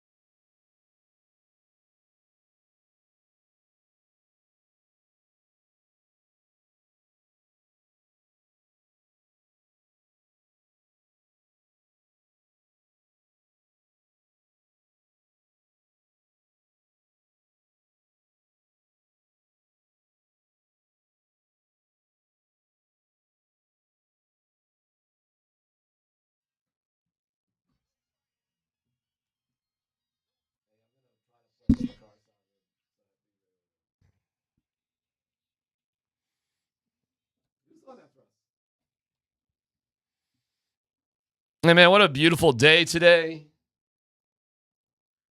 Appreciate you listening. Appreciate you following along. The drama with Russell Wilson. So we heard from our guy, Arn Anderson, who was great. So Russ did practice today. He was approached in the locker room and declined to speak, saying he wouldn't speak this week, but maybe next week, which is pretty different from yesterday where he said he was going to talk. Yeah, we probably never hear from him. I mean, if he's not talking, this would be the time. This would be the time that he, if he really wanted to talk, it would be right now. Because look, I want to get my story out there. This is what happened. Yeah, why would he talk next week? Yeah, there'd be absolutely no reason. And I would guess by next week, logic has won out. We got 1 week left in the season. We're not making the playoffs. Russ, go home. We don't need you here. The Denver Broncos do not make backup quarterbacks available because and they don't make assistant coaches available. The coordinators talk, the starting quarterback talks, the head coach talks. Yeah. And then you can talk to all the other players, but they do that so they, you stay pretty focused. So back in the Tebow time, you could just talk to Tim, like just have a conversation, just sitting in your locker. But you didn't, you weren't doing media stuff with Tim. That's on purpose. Dan, give me some X-Files. I need some X-Files. Another one? Yeah, here we go. Okay. So, a little bit earlier in the day, I told you guys about my outlandish conspiracy theory. Nothing to it. Just a wild, dirty thought because I think of how people could screw other people over, right? Mm-hmm. And what if the Denver Broncos were actually dressing Russell Wilson in the game instead of sending him home because they're looking for an out in the contract, hoping he'll do something stupid to get conduct detrimental? Mm-hmm. What if? Crazy thought, right? This would never actually happen, right? But what if? What if the Denver Broncos went to him in the middle of the game, just randomly, hey, middle of the second quarter, Russ, we need you for a series. We just go out there for one series. We need you for this series. What do you think Russell Wilson would say? He'd go in. You think so? Yes. I don't know, dude. I don't know. I've seen dudes refuse to go in. I've seen it happen. I'm sure, but they're not Russell Wilson. You're talking about the guy who got screamed at. If they asked him to go in and he didn't go in, they could probably get him. You're probably right. It's a fun conspiracy theory, but he would trot right in. He's the same guy that got screamed at by his coach and didn't say anything back to him at any point. And knowing what we know now, that there's been animosity for 7 weeks between the two parties, we mean real animosity. Yeah. It blows my mind that Russell Wilson just stood there and took it. It blew my mind before when we didn't know that there was any animosity. I still couldn't believe he sat there and took it. Knowing what we know now, how the hell did Russell Wilson just sit there and take that? So from Russell Wilson's perspective in his camp, they've been jerking you around for 7 weeks, and now the guy's going to scream at you on the sideline, and you're going to say nothing? Okay. Thanks to our friends at Revitalized Health. Visit them at revitalized-health.com. Thank you, Revitalized Health. I do want to play this Cale Makar thing. Can I do this, Dan? Let's see if I can. Yeah, I mean. Okay, hold on a second. Obviously, we knew that they were going to press. Okay. So the Avs game last night. And listen, I don't blame folks. No, I got it. I can play it. It's good. Yeah, crazy.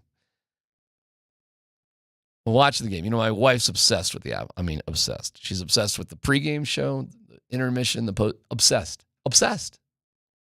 She's all in a tizzy about Bo Byram getting a haircut.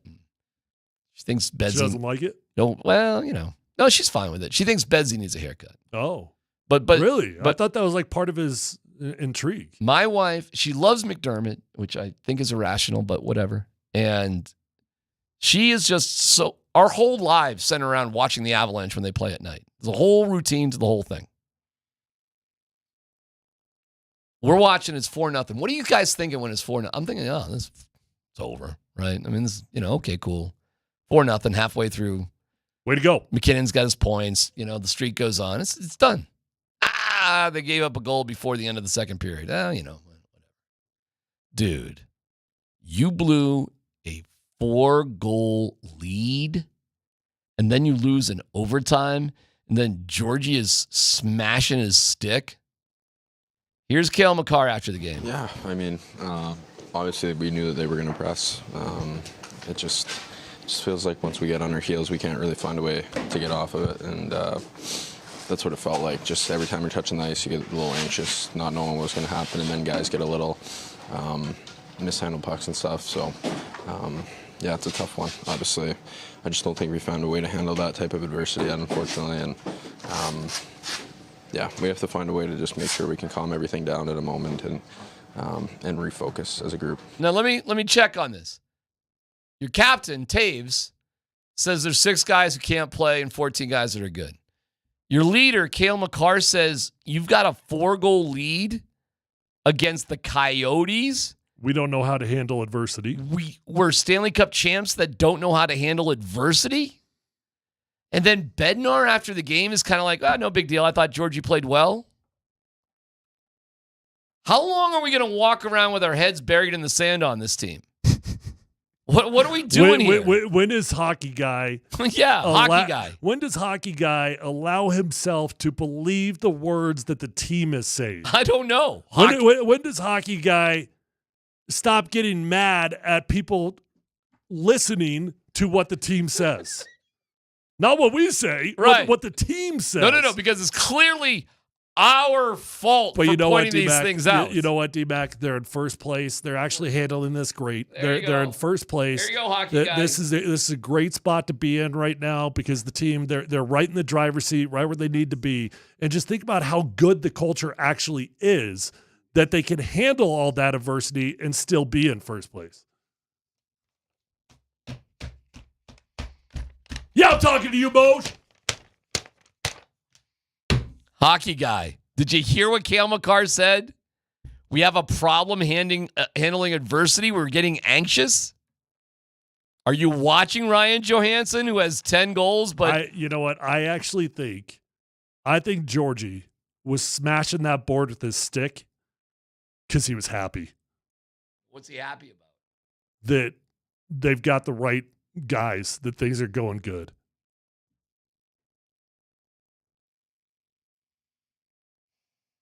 If you think there aren't issues with this team, your head is buried so far in the sand that you're an ostrich. I wanted to use another metaphor for that, but I still we're on the radio. I didn't understand. Your head's buried. Where? In the sand. Okay. Why would you bury your head in the sand? Like an ostrich. Nothing to see here. Okay. Never mind. Oh, okay.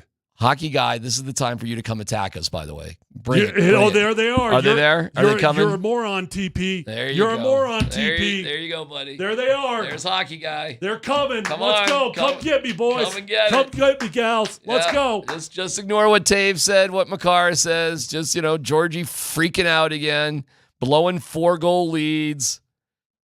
Just forget it. Just point at the standings and everything's okay. They don't mean what they're saying, D-Mac. They don't actually mean that.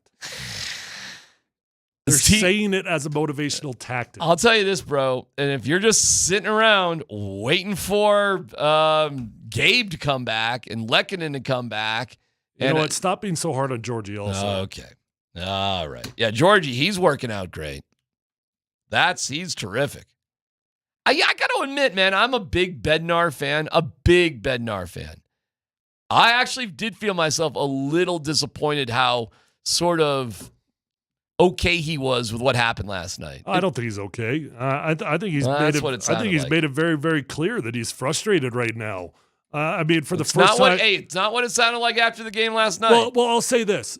At some point as a coach, it's time to call out your team when you've got struggles, when you've got adversity. And sometimes as a coach, when hey, man, we actually got problems. We do.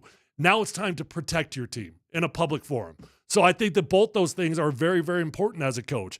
And I actually think that Bednar recognizes that we do have issues right now. But, boys, we got to bring this internal. Now it's time to wrap this thing up. Russell Wilson told reporters he's not speaking, but he might watch the Pop-Tarts Bowl. Tyler and Dan, before we wrap it up, what's your favorite type of Pop-Tart? Cherry. Frosted or not frosted? Oh, people eat non-frosted Pop-Tarts? It does exist. No. What? It does exist. I'm just telling you. It sounds ridiculous. Why would somebody do that? I don't know. I want it as sweet as possible. Strawberry's the staple. Cherry's the dessert. I'm going frosted blueberry as my. I like frosted strawberry too, but I'll go. Nobody eats blueberry. Oh, dude. Nobody frosted eats blueberry Pop-Tart? No. Gently toasted? No. Why would anybody buy blueberry? It's sick. It's so good. It's ridiculous. I have strawberry and cherry in my pantry at home. Solid. Strawberry, I eat in the Really? morning. Seriously, you don't like the blueberry? I've never had the blueberry. You eat your Pop-Tarts toasted or untoasted? When I'm treating myself, I toast it. Hey, there's nothing wrong with going out the door and just grabbing one. No, absolutely not. Have you had the Eggo? Pop-Tart? Eggo Pop-Tart? Oh, tastes like you're eating a pancake. I'm actually fascinated, but what kind of frosting is on that? That's a good question. I don't know. Yeah. Syrup. Yeah, it's syrupy. Remember when McDonald's did the pancake McMuffin, whatever that thing is? Oh my God. The McGriddle. About the McGriddle? McGriddle. Yeah. That's still there. It's a staple. Yeah, I know. It's I unbelievable. love it. I know. That's the best thing on the McDonald's. Can you tell menu. I'm on a little bit of a diet right now, the way I'm talking about these foods? Oh, you can give me your Chubby blueberry loves Pop-Tarts. You probably shouldn't have those anyways. I already gave away all my wine. I got, just give me your pantry. Unleashing all the stuff. You'll hear all about it coming up very soon. Your hockey takes suck, according to Twitch. Of course they do. Of course, hockey guy hate our hockey takes. Of course they do. No, it's just yours. Okay. All right, listen. Have a good weekend. We'll see you in the new year, bro. What day is today? It's Thursday, dude. We're done. I'm done. We're done. I had no idea. Today's Friday. We got the Who Gives a Crap Bowl Let's on go. tomorrow. We're done. Let's go. Happy hour. I don't drink, but let's go. Have a good day, Dan. We appreciate it. Rob, what are you doing? You going to cause trouble with Springer? Yeah, that's coming up next. It's Altitude Sports Radio 92.5. Have a good day.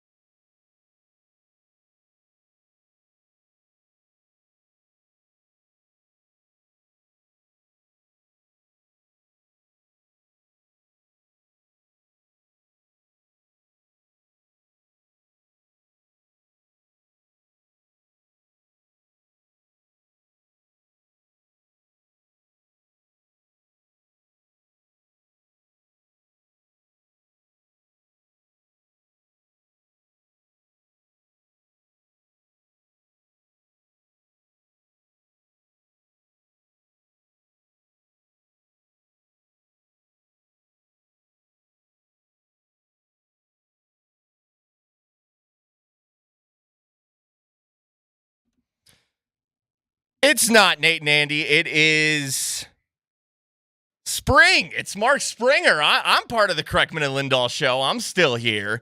I work over the holidays because I love this. I do this for the love of the game. Rob Trujillo also does it for the love of the game. He is here with me. I've done many a show now with my guy, Rob Trujillo. He is the host of the No Huddle postgame show, previously occupied by Andy Lindahl. Rob has admirably taken over, and great day to have you here, Rob, because the Broncos continue to be the number one story, maybe not just in Denver, but nationally. Absolutely nationally. Because I just came back from New York, and that's all they're talking about. Because this is crazy. This is absolutely nuts what's happening. Talking about cutting a guy with an $85 million dead cap hit.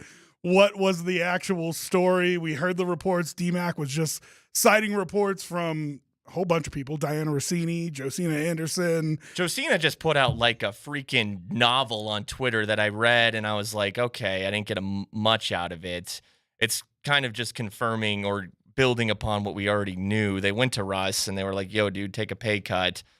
After they beat the Chiefs, after they improved to 3-5, and, they ended the, 16-game losing streak to the Chiefs? Right. And we all felt great. Uh-huh. I mean, it felt great in the No Huddle postgame show, at least. Was that before or after the Buffalo one? That was before? That was before. Yeah. That was the second one. Uh-huh. And it was like, well, so this is fun. You ended the streak, but if you beat Buffalo, then we can really talk about playoffs. And then they did, it's one of those things where I think there's a little piece of truth in all of it. Because I bet they did tell him, like, we are going to bench you if we can't get the injury guarantee. But I bet they had just said to him, if you don't defer the injury guarantee, we're going to bench you when we're out of the playoff race. And then they just kept winning.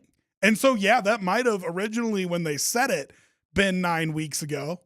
But now, you win a couple games, all of a sudden you're right there. And so they wrote it out till the second to last game of the season. They beat the Chiefs 24-9. Then they go on their bye week.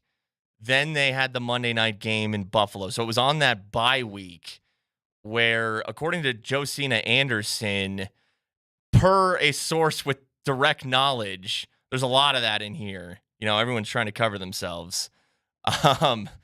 She says that George Paton called Russell Wilson's agent, saying if Wilson did not defer the injury guarantee of, $37 million that would be guaranteed for 2025, if he were to get hurt this season, that they would bench him. And then the NFLPA got involved and called the Broncos. And I essentially were just like, this isn't right. Yeah, you can't threaten him to change a contract that you signed, right? You can ask him, I guess, but you can't. I assume there's some sort of language that says you can't threaten him. Okay, maybe you're right. You can't threaten him, and that's obviously not good form. But can't you do whatever you want in the sense of, like, if you want to bench him, you can bench him. If you want to protect yourself from the injury guarantee, you could have benched him then. You could have benched him anytime. Which isn't unprecedented, by the way. Happened to Garoppolo earlier this year. Mm-hmm. They benched Garoppolo because they don't want to pay his injury guarantee. Mm-hmm. And so, but here's the real question about that, Spring. If that's really what it is, if it's really about the injury guarantee, it's really about the money, why is he the backup quarterback this week? It's a great question. Yeah, I think DiNucci should be the backup quarterback, right? What are we doing? Uh-huh. Doesn't that say to you that it's not?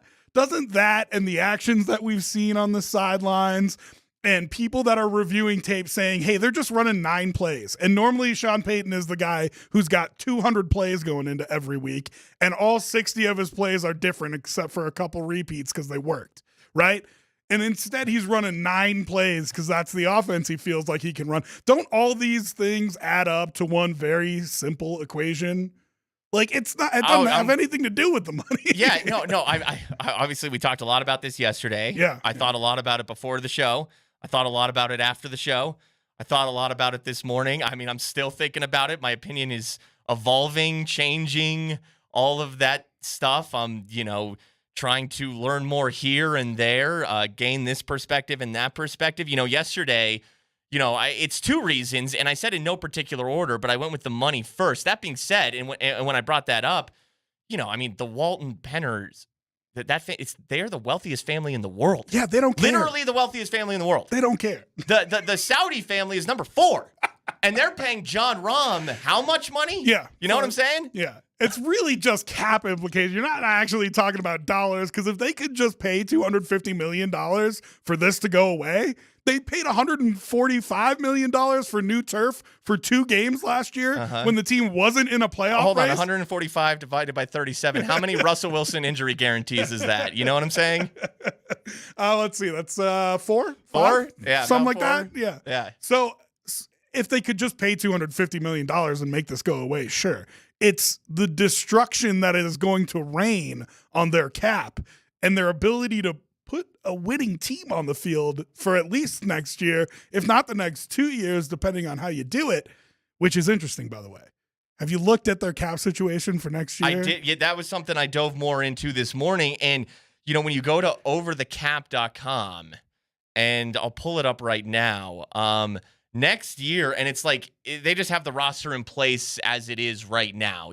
So Russell Wilson is still there. Yeah. And even if you you go to 2024, it automatically sorts cut pre-June 1st, but now let's sort it cut post-June 1st.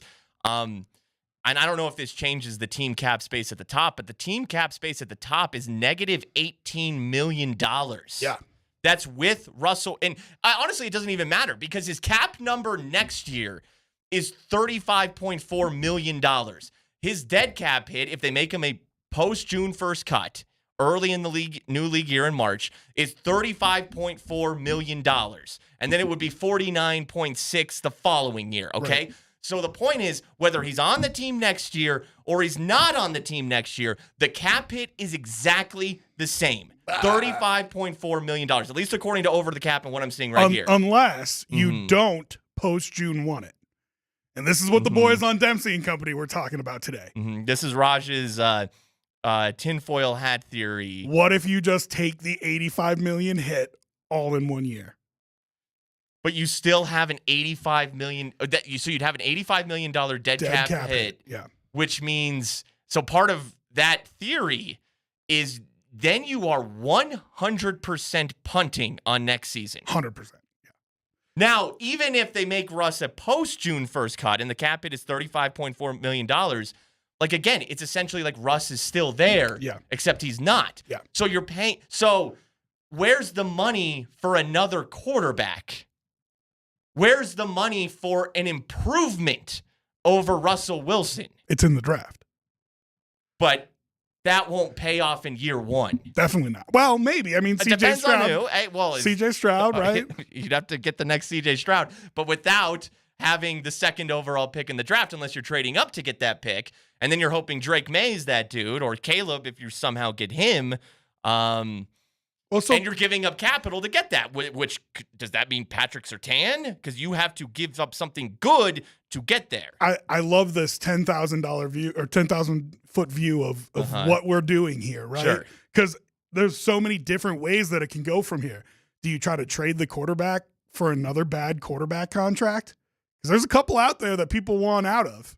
So does Sean Payton hate Russell Wilson so much that he thinks he can trade for another bad quarterback contract but get better play out of the guy?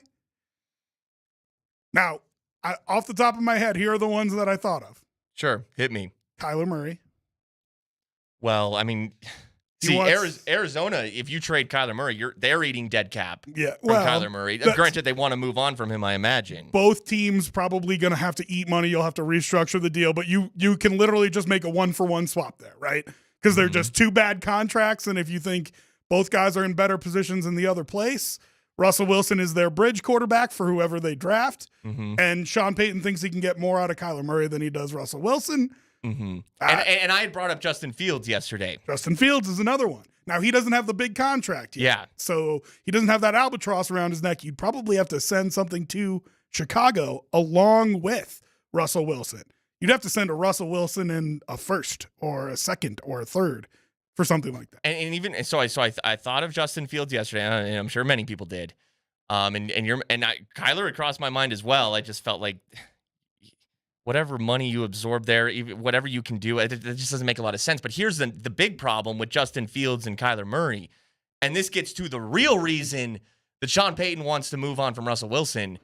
Are those quarterbacks running a Sean Payton offense? Right. You're absolutely right. Is Justin Fields doing that? Is Kyler Murray doing that? No. They're just younger versions of Russ. Yeah. They're not reading defenses. They're not making those anticipatory throws that, Drew Brees would make. I personally think it's a terrible idea. I'm just telling you. No, I think I you get can pull you. it off. I get you. All right, so here are the other two names that I thought of. Daniel Jones. Hey, you know what?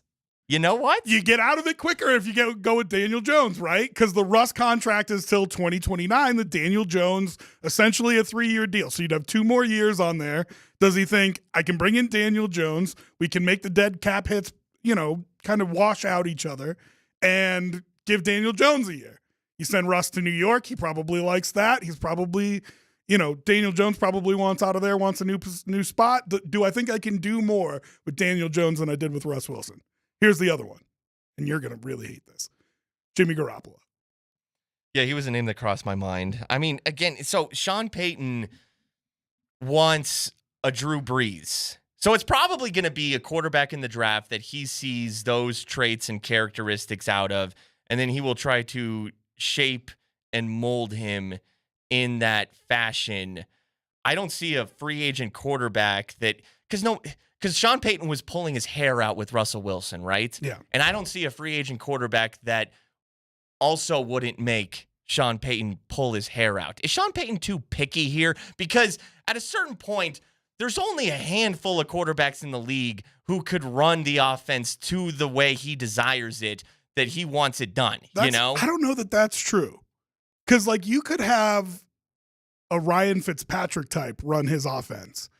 And I think he would – Ryan Fitzpatrick, high processor, right? Just has an okay arm, but just doesn't have enough of the physical traits to really be an elite quarterback. If he did, he would have been, right? So I think you need to find a guy like that where he feels like, I can trust this guy to make checks. I can run my entire offense.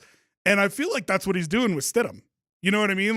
It's exactly what he's doing. I just want to see if I can get 30% of my offense out there instead of 10% of my offense out there, and the difference that it'll make. Yeah. At least Jarrett Stidham can make the throws and reads. Even if it fails, Stiddy will go to the sideline and be like, hey, I was doing what you were telling me to do. Where Russ is just a completely different type of game. All right.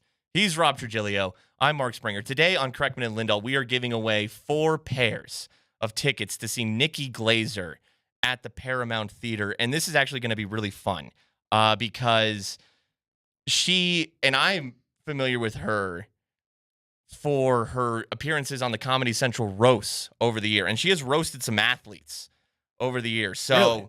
We're going to play some of those clips, 1 per hour, with a trivia question associated with each clip we play. And you can text your answer in 303-504-0925, Champ Mazda text line. The first clip we play this hour will give away 2 pairs. So the first two is about getting it quick, okay? All right. The first 2 to get this trivia question right are going to be the hour 1 winners, and then hour 2 will give away 1 pair. Hour 3, our final and 4th pair. So we'll do that over the course of the show. It's going to be really fun when we play these clips. We'll have a lot of fun with it. Obviously, a lot of Russell Wilson, Sean Payton, Broncos talk today on the show. The Nuggets play Ja Morant and the Memphis Grizzlies tonight. That story. Oh. We'll get into that. Aaron Gordon is out. We'll talk. We didn't even get to that yesterday. The Avs blew a 4-0 lead last night. We'll talk about that. Again, Rob Trujillo, Mark Springer, Cole Smith producing the show today. It's Kreckman and Lindahl on Altitude Sports Radio.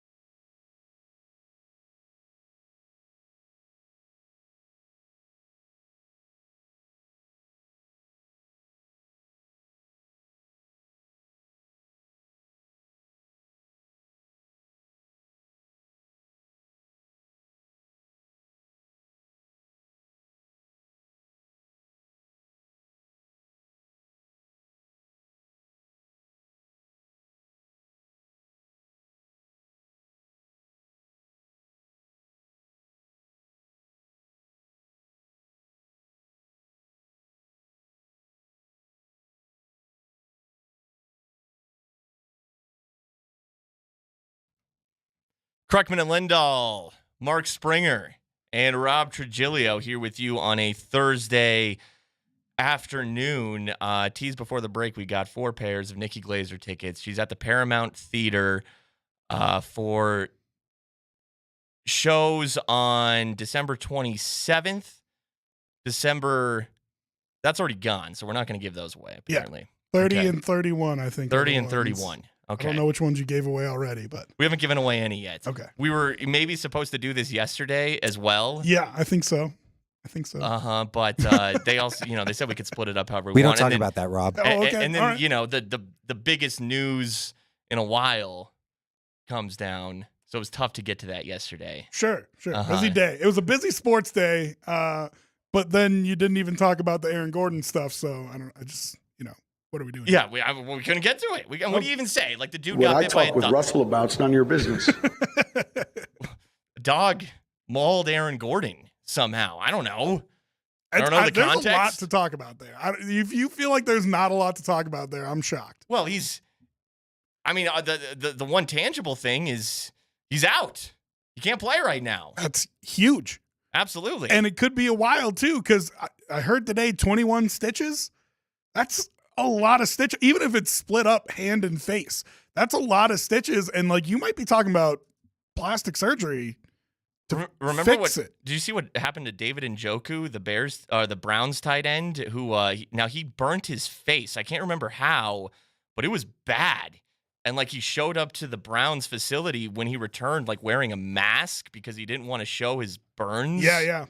I remember that. But he played that week too. And I think I don't think he's getting any plastic surgery. I could be wrong, but he came back that week. So he wouldn't have had it already. He might have it later.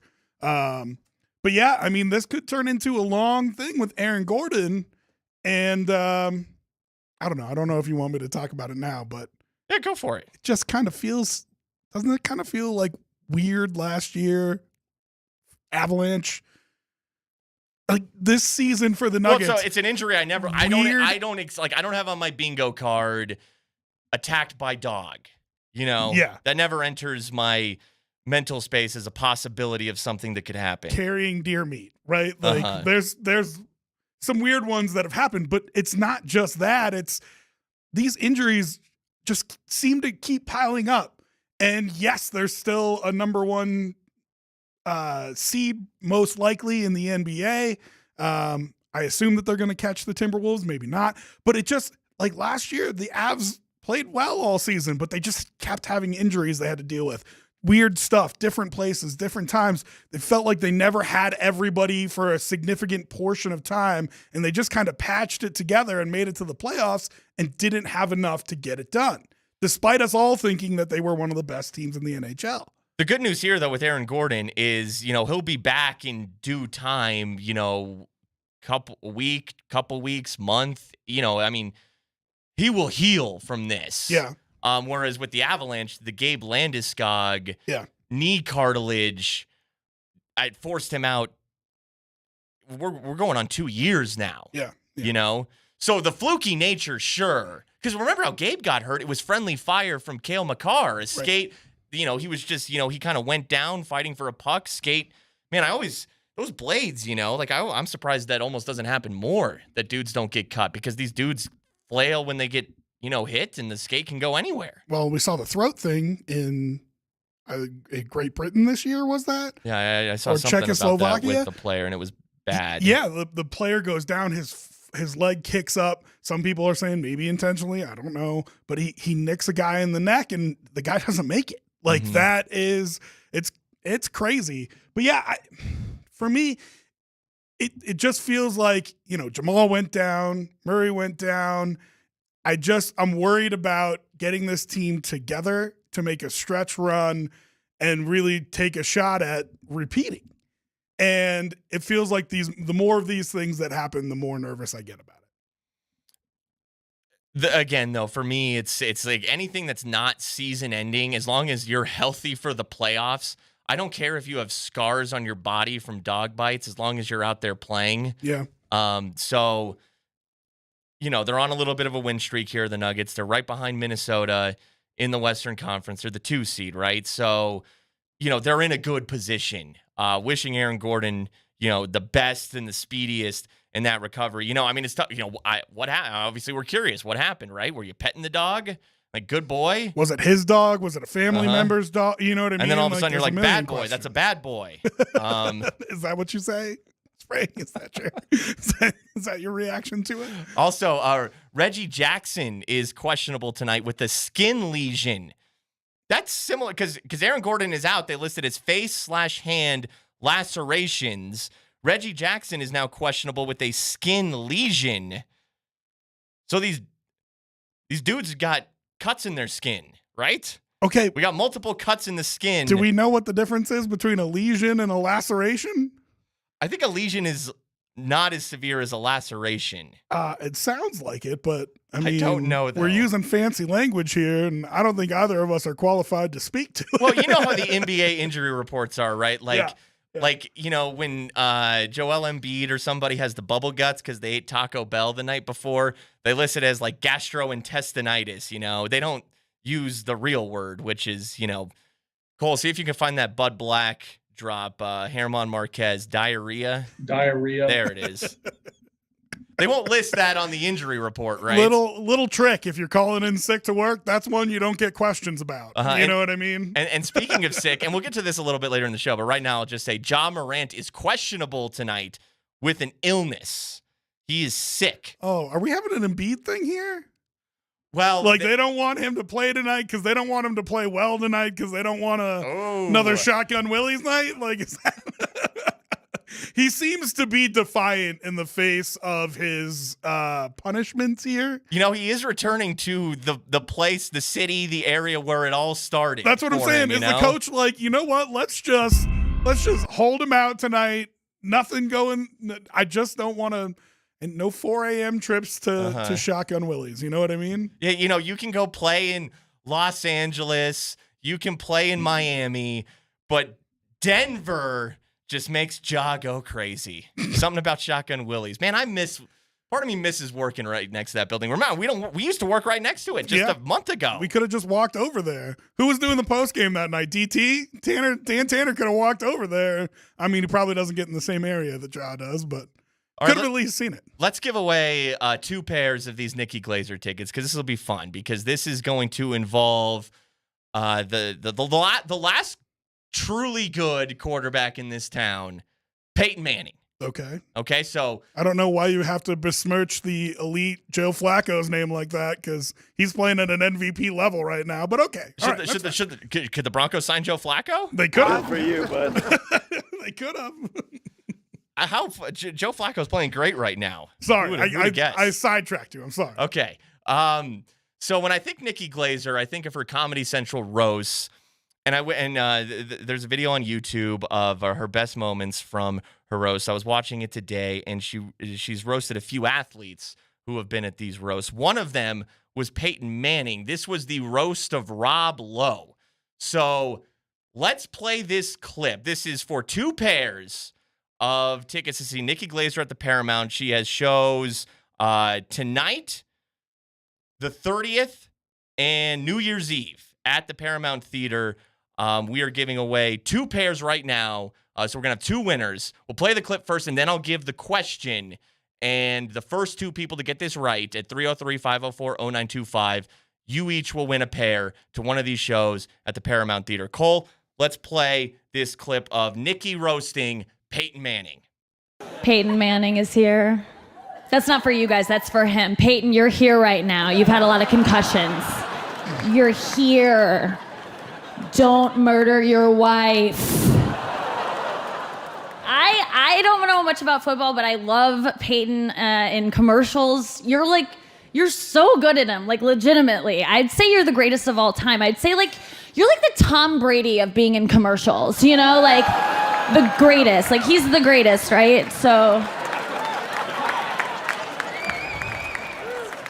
Ouch, baby. Yeah. Very ouch. You gotta put yourself in a mindset of a roast before you listen to that, because absolutely. The concussion joke, and hey, look, a lot of people who like don't really watch sports, when they think of football, they might think of concussions, Yeah, you know? Peyton Manning and concussions are probably the two things that they think about. Sure. And you know, what happened with like Junior Seau, so that's where she was going there. And then, you know, great commercial guy over the years has been Peyton Manning, and then the dig being that, you know, Tom Brady's the GOAT. But you're the GOAT at commercial. So here's the question, okay? 303-504-0925. First two to get this right, you're each getting a pair of tickets to see Nikki Glaser at the Paramount Theater. You're going to fill in the blank here, okay? Blank, you taste so good. Okay. Blank. Out of context. you taste so good. From one of Peyton Manning's most iconic, if not his most iconic commercial. Out of context, that's it's a tough one there. that's probably, it could get flagged by the FCC out of context. Well, hopefully, I mean, we are doing a radio show in the middle of Broncos country. How old is this commercial? Like many years now. Yeah, I mean a decade probably, right? Because he came here in 2012. So sometime around then, 2012, 2013. Okay, so we have our winners here. The 719-339. You are our first winner, and Austin Carpenter, we have you already in the system. You are the second winner. If neither of you want to go, Cole, if you can text both of those individuals, then we'll give it to the third quickest and so on and so forth. So there you go. The correct answer is chicken parm. Chicken parm, you taste so good. I wondered if you were going to sing it or not. I wondered. It was. You have to sing it. Come on. Spring, I know you are very into music. Would you call yourself a musically inclined person? On the lowest level possible. What's the lowest level possible? Like, I feel like I have a decent appreciation for it and a decent sense for it. That doesn't make me a good musician by any means. So you're not musically inclined, you just appreciate it. Sure, yes. Yeah. Okay. Uh-huh. And so, like, can we get you to sing one more time? Chicken parm, you taste so good. You put a little flair on that one, too. Ooh. Peyton Manning, man, and the last good quarterback that the Broncos have had, like who's the best since Peyton? People would say Trevor Siemian often. I don't know that I agree with that. Keenum? The best that played here, or Drew the Lock. best overall? The best who played here in Denver. Because the best overall, I think, is easily Flacco, right? He's better than Wilson. Are you basing that off of what he's doing right now with the Browns? No. But, I mean, won a Super Bowl. I feel like had a better career than you're going Wilson. more just like in a vacuum. Well, that's what I'm asking. But better. I was saying like I meant more here as a Bronco. As a Bronco. Yeah. As a Bronco, I mean, I think it's got to be Trevor Siemian, doesn't it? And if it is, it's the season directly after they won the Super Bowl in Which 2016. means that he had a ton of talent around him. Yeah, DT, Emmanuel Sanders. Yeah. The no-fly zone was still intact, so we had the good defense. Was that Justin Simmons' rookie year with the Willie White Shoes play in New Orleans? So you had rookie Justin Simmons. Yep. Justin Simmons, man, I thought he was going to make the playoffs. I thought there was a chance that he was going to get to the playoffs for the first time. And he didn't. Justin Simmons did not practice today as that little window, a little glimmer of hope that the Broncos can make the playoffs. Justin Simmons did not practice today. Continues to slam shut. On the Twitch chat, we were getting a lot of Teddy Bridgewaters, which I'm very surprised about. He was okay. Broncos country could not run him out of town fast enough.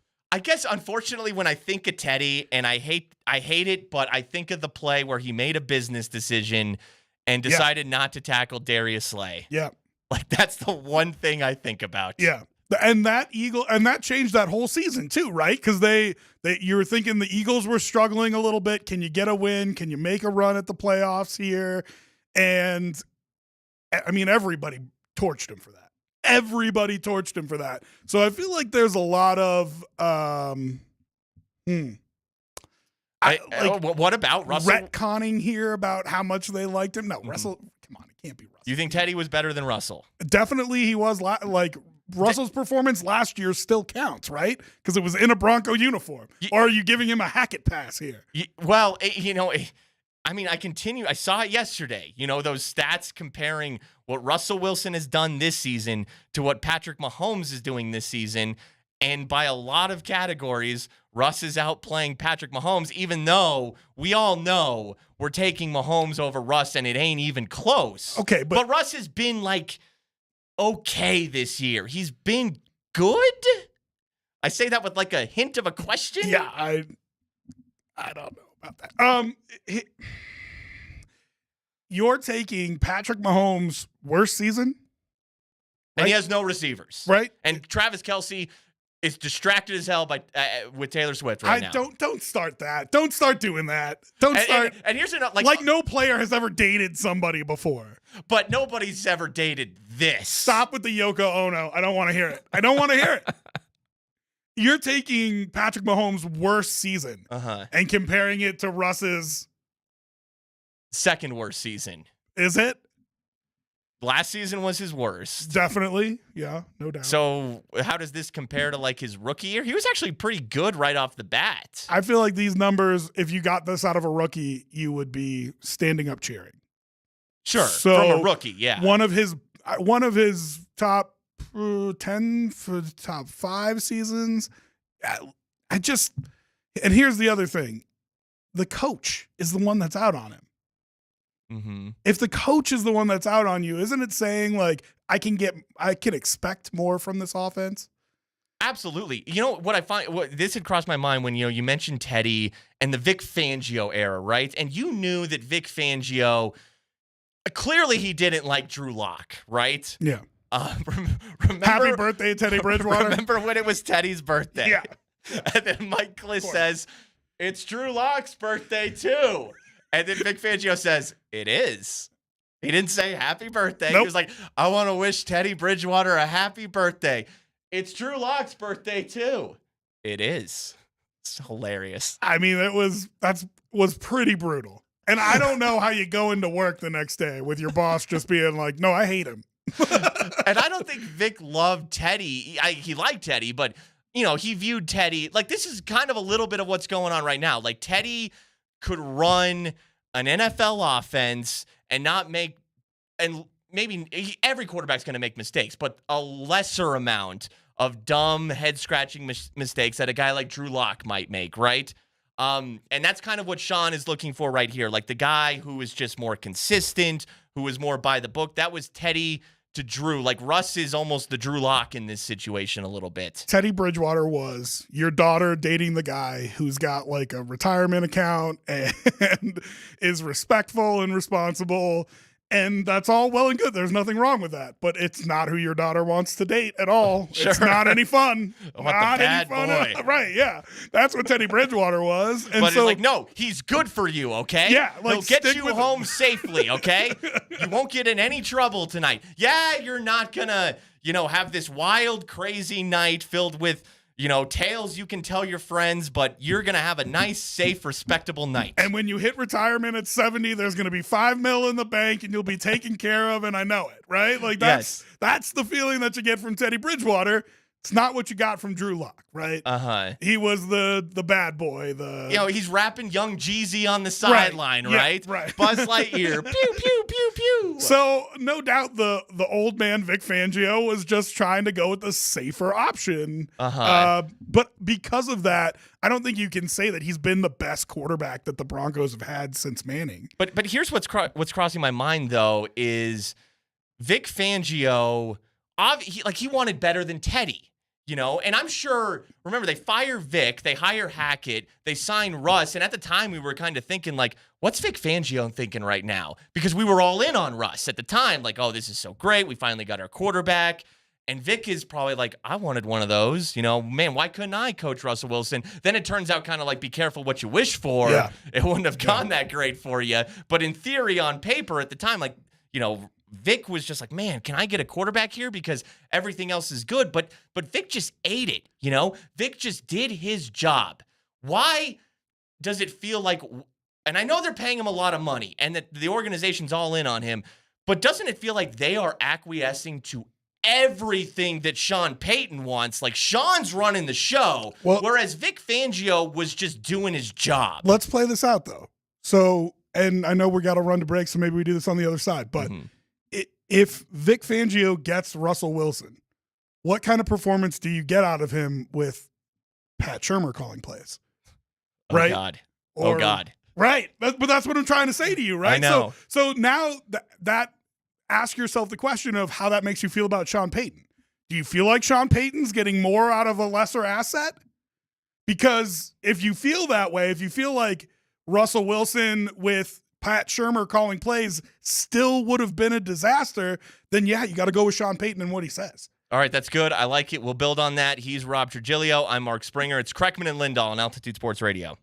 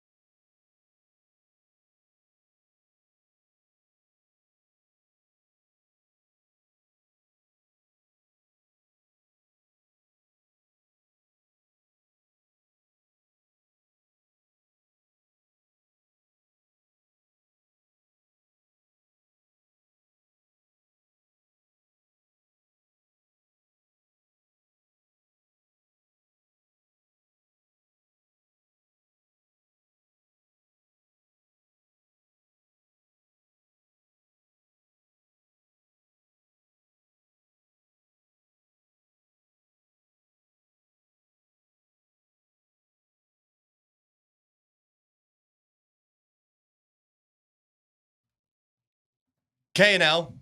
Though no K&L today. It's Mark Springer. Usually produce this show. I always produce this show.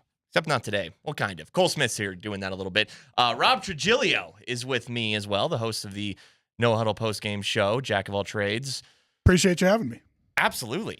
I'm enjoying this. We're talking Broncos. We'll get back into the Nuggets. The Grizzlies are in town. We will talk about Ja Morant more in depth. He is questionable tonight to play with an illness as he is now officially returned from his 25-game suspension. I think it was 25 games. He's been back for a few games now. We'll talk about him and the Nuggets. The Avs blew a 4-0 lead. We'll get into that. But before the commercial break, we were talking Broncos. We were talking about this era since Peyton Manning and who's the best quarterback in this era. Is it Russell Wilson? Is it Teddy Bridgewater? Is it Trevor Siemian? Those seem to be the leaders in the clubhouse. What a weird group of quarterbacks right there. Like when you stop and think about it. In the same category, in the same breath, especially if you asked this like 5 years ago, Russell Wilson, Teddy Bridgewater, Trevor Siemian. Hell, if you asked this like when Teddy was a rookie, you would be like, who the hell is Trevor Siemian? Yeah. And Teddy's a rookie who was playing pretty well for Minnesota, actually, before he shattered his leg. And then Russ was on track to be a Hall of Famer.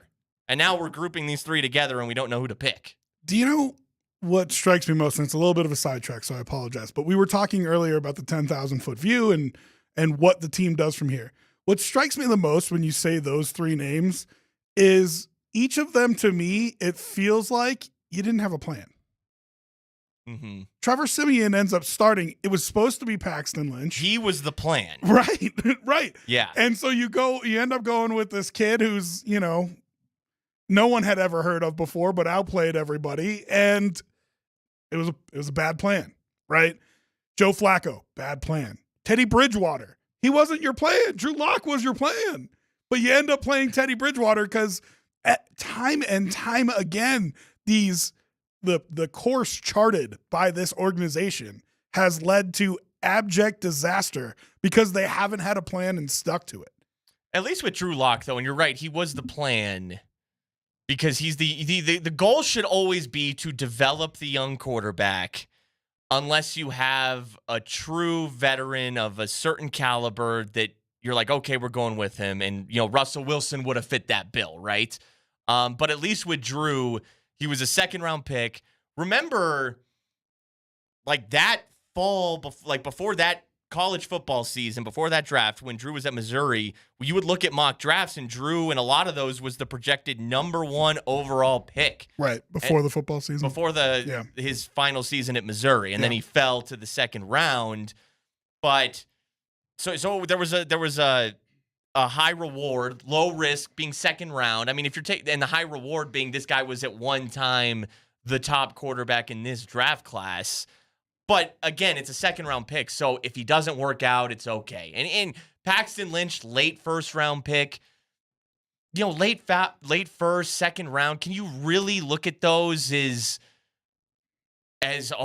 we really need you to work out? Like, this isn't a top 5 quarterback, even a top 10 quarterback. This is late first round, second round. But that's what I'm saying. You never just went for it. And it doesn't always work out when you go for it, right? We can point to plenty of examples of quarterbacks who were taken at the top of the draft or big splash free agents or whatever that didn't work out for teams. But at least you have a direction, you have a plan. The very fact that Trevor Siemian can outplay Paxton Lynch and end up as your starter is a problem. The plan didn't work out because Paxton didn't work out. Because your plan was the 20th overall quarterback or the 42nd overall quarterback or whatever the number was they were drafted at. And the only draft where they had the opportunity to draft that guy was when they took Bradley Chubb instead of Josh Allen. Exactly. It was the only draft. But even the Drew Lock one, Drew Lock fell in their lap. You know what I mean? It wasn't like we were going into the second day like, oh man, we really should hop up and get Drew Lock here at the top of the second round. He fell in their lap. Same thing with Paxton Lynch. He falls in their lap. Now I think they moved up. They moved up a little. But I'm saying there was never conviction. There was never a plan like this is the guy. Russ is the first time that they had that. And I don't know, man. I want to see this organization set out a plan for how do we stop having this conversation. This conversation needs to be the best quarterback since the next one you bring in. Because if we keep having this conversation about Peyton Manning, we're talking about over a decade now. So here's something I've been thinking. I'll dive into this right now, okay?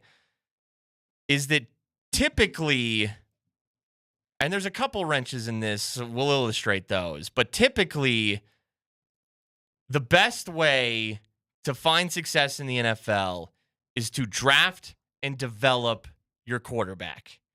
And I think you can look no further than the recent teams who have won a Super Bowl. And the only exceptions to that, and I think that, this gave maybe Broncos fans a false sense that Russell Wilson can come in here and be the savior, because Matt Stafford in his first year with the Rams won a Super Bowl.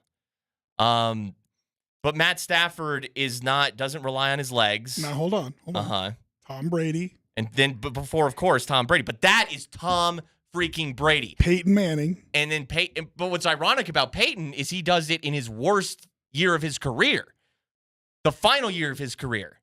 He does it nonetheless. That's arguable, though, because part of his greatness was his mental aptitude and getting the team into the right play, making the right checks at the line, making the defense pay for mistakes that they make either in alignment or assignment. And that was still elite. It's still elite today, right? He could go out and do that on a field today. Problem is he can't make the throws. He doesn't have, you know what I mean? So I just get to a spot where I want to see a plan and I want to see conviction for that plan. And Peyton Manning and Tom Brady are on a completely different playing field than Russell Wilson, than even Matt Stafford. Okay, that was just the Rams. It was a well-constructed team all around. And again, I think that Stafford, his game is built on his arm, and he does have the prototypical size. What is he, like 6'4"-ish? Yeah. It's like if Matt Stafford was in a Sean Payton offense, that'd be pretty good, right? That's the exact type of quarterback he's looking for. And Sean McVay made it work. So outside of Brady and Manning, the two greatest quarterbacks of all time, and it's not even close probably, then you got Matt Stafford as kind of like your one aberration. Then you have like Nick Foles as a backup, which is just like kind of fluky. Weird year, yeah. He at the time was maybe the best backup in the league. That's your Trent Dilfer, right? That's the one that you point at and you go, that is the outlier. That's not. Everybody else is draft and develop. Patrick Mahomes, Tom Brady, and there was a Tom Brady problem with the league. He was just dominating the league. Russell Wilson, Joe Flacco, Ben Roethlisberger, Eli Manning, Aaron Rodgers. You got to go all the way back to 2003 with Brad Johnson and the Buccaneers. That's the thing. You're going back 2 decades because those guys were so dominant. So it's not that any one particular plan works, right? It's just, here's the thing about the Rams, and I think it's interesting that that's the one that you're pointing to. We all knew what the plan was. He literally wore shirts and got mugs that said F them picks, right? We knew what the plan was. He was going for it. Mm-hmm. And he sold off the future, which they're still doing a good job. I think they're going to be an interesting playoff team. It's going to be kind of fun. But he sold off his future to win that Super Bowl. That was conviction in his plan. He knew what he was doing. Damn the torpedoes. I don't care about the cost. I'm going to get a Super Bowl now, and it worked. And I think another thing there, too, is that everything else was already in place. Most importantly, the head coach, Sean McVay, was there, had already established his system, knew which quarterback he wanted in his system before he even acquired him. Now, granted, anybody's taking Matt Stafford if you need a quarterback, right? But I don't know. There were some people who weren't as high on him then. But if you needed a quarterback, Matt Stafford can fit into any system. Yeah, but you were talking about 2 playoff trips and no playoff wins? Matt Stafford was with the Detroit Lions? Yeah, was not held in that high regard when they went to get him. Now, everyone still thought he was fairly a good, high regard. Everyone thought he was a good quarterback, but you're former talking first overall pick. I believe 2 playoff trips and no wins. Mm-hmm. So, I think it's in the eye of the beholder, and that's why I asked you the question earlier about Sean Payton. Do you believe that if Russ Wilson was in that Vic Fangio team with Shermer or who's the other guy, the 49er guy who I'm forgetting his name right now. Scangarello? Yeah, or Scangarello calling plays. Do you think that he would be having this kind of year that he's having now? Or do you think that's Sean Payton getting Well, that I out of mean, him? Pete Carroll was Russ's coach forever, his entire career. Pete Carroll's a defensive guy, right? Yeah, but who was his offensive coordinators? Was it one of the Schottenheimers? Yeah, there's Brian Schottenheimer, Daryl Bevel, I think was an Daryl offensive Bevel. coordinator. It's not like those guys are world beaters, but they took Russ with a 3rd round pick in Seattle. Like, they liked him. They saw some upside. But again, Russ was never like Matt Stafford in the sense of like, that's your traditional NFL quarterback. You have to manipulate your offense around him, even in his peak, because it's not like you're designing these, Matt Stafford-esque plays. You're more Joe Flacco, stand in the pocket, read. No, you're still designing a fluid offense based on a guy who's improvising and creating things. But here's what you did have. You had Pete Carroll, who is a boss of a coach, a cannon of a coach, right? And can say to Russ Wilson, you're going to throw it 15 times a game. We're going to run the ball the rest of the time. You're going to escape the pocket once or twice and make a couple big plays. But he was and still that having a is lot our of games offense. where he was throwing for like 300+ yards, How many of those has he had in Denver where like you look at his numbers at the end of the game and you're like, that really helped my fantasy team tonight, Yeah. But that's just kind of what he's become, though. I don't think coaching matters. I think Sean Payton has proved like it's just a decline of physical skill. Not that he doesn't still have some, he does. But again, like back to Stafford and McVay and the Rams, like it was just easier for Stafford to fit right into that than it is for Russell Wilson to fit into the Sean Payton system. And Sean didn't choose Russ. Mm-hmm. He just absorbed him. He kind of chose him. But I get what you're saying. I get what you're saying, too. Yes. So then real quick, let me ask you this. Uh-huh. If, like McVay, Payton gets to go handpick a guy, do you think is there anybody out there that he can turn into I make the playoffs every once in a while into Matt Stafford, I win a Super Bowl with him because I'm with the marriage of these two is so good. Like, is Justin Fields that guy? Well, that's kind of the conundrum we're in because, we talked about it earlier in the show. Fields, he's just a younger, more athletic version of Russ. That's not the type of quarterback Sean Payton wants. He wants pocket guy who can make the reads. It's probably going to have to be acquired through the draft. I've got a couple names for you. We'll continue talking about it. We'll get to that on the other side. It's Kreckman and Lindahl, Altitude Sports Radio.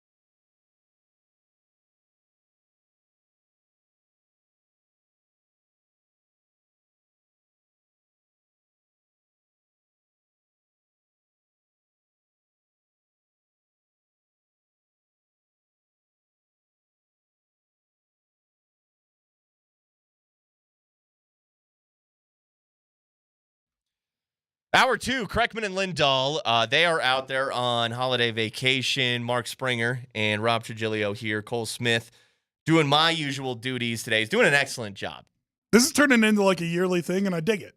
Absolutely. Last year we had weird talks about Zach Wilson. Here we are talking about Russell Wilson. I was defending Zach Wilson. Let's not get it twisted. No, don't get in there. We talked about Zach Wilson is all you have to say. The larger sense is I think we need to exercise more patience on young quarterbacks. Yeah, because he's played so well this year. That doesn't mean it'll end up working out. Let's just be a little more patient. And yes, now I am at the point where I look at Zach Wilson and I am like, but there's a hell of an arm talent there. There is. Yeah, sure. He looks great in shorts. The moms love him, okay? Hey, maybe Zach Wilson's a name. God, no. Because the Broncos don't have a lot of money to work with here. But I do think there's some interesting names out there. All right, let's get to some names. We talked about some earlier because one of the things with cutting Russell Wilson is his salary of let me pull it up right here. The dead cap money, if they make him post June 1st, is $35.4 million. That's exactly what his cap number would have been had he played next season. So it's like Russell Wilson, the ghost, is there on the Broncos. That money is still there. So it's not like they have a lot of money to go sign. Man, I'd like Baker Mayfield. I'd like to forget let's ride, let's get baked. But I can't even get baked because I don't even have the money for it. I got to get shake. I got to go get shake, dude. Wow. So what's the shake that's available for me? Well, he is one of the guys on the list, but I do think he's earned himself a decent paycheck here, and probably from Tampa Bay. Probably. Most likely. I saw a story that Tampa, they're opening the talks that they want to re-sign him. Baker's been on fire the past few weeks. So here are your names, and I'm going to go from youngest to oldest because I think there's a couple interesting ones here. Now, the first one I'm going to throw out is not a free agent, right? He's the only one on the list that's not a free agent, but I'm wondering if there's any interest there from you / Broncos country in trying to make something like this work. Kenny Pickett.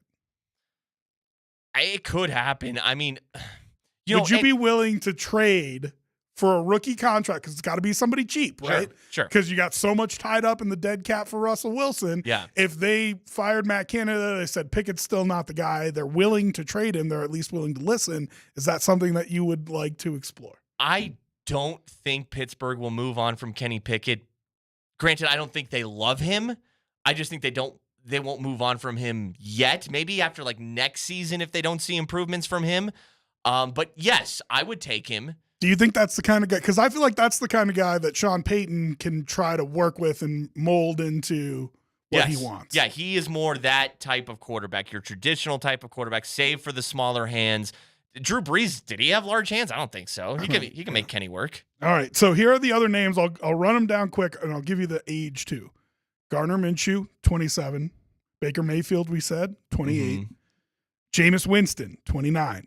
Mm-hmm. Now you're getting old. Tyrod Taylor, 34. No, because he's not that brand. He's a runner, even though he doesn't run as much anymore. Kirk Cousins, 35. Too expensive, like the most expensive, and he's probably. I imagine the Vikings will re-sign him. And here's where I think you're gonna land, and I hate it, but here's where I think you're gonna land. Ryan Tannehill. I saw his name. Looking at he's a free agent coming up. If you're just going to flat cut Russell Wilson, you're going to have to pay somebody, $5-10 million to come in and play quarterback, right? Because you're just not going to be able to afford anything else. And I don't know, when you're talking about what you want from a quarterback for Sean Payton, he's tall, he can throw it over the middle, he presumably can understand and run the offense. I mean, he might be your best bet. Sam Darnold could be another name. You really think so? I mean, again, like one unfortunate thing about this conversation is we're not going to like any of these names. Yeah, that's right. That's 100%. Well, because then you're talking about, okay, so what can you get in the draft? Jaden Daniels. Again, I don't think he fits the Peyton mold. Michael Penix. He does. I don't think he does. I actually look, that group, those two in the Pac-12 championship game, Penix and Nix. Nix, I don't like Nix at all, dude. I watch him, I see Mitch Trubisky. Yeah. Penix, and again, I conceded this yesterday. Maybe it's the fact that he's a lefty. Maybe I'm biased against lefties. Oh, that's interesting. Yeah, that's an interesting point. That's a really interesting point. Like Tua is doing a good, but before Tua, who was the last lefty? I mean, you had Michael Vick, you had Matt Leinart. Lefties have a weird success rate in the NFL. What about Jared Lorenzen, the hefty lefty? The hefty lefty, yeah. JJ McCarthy's interesting.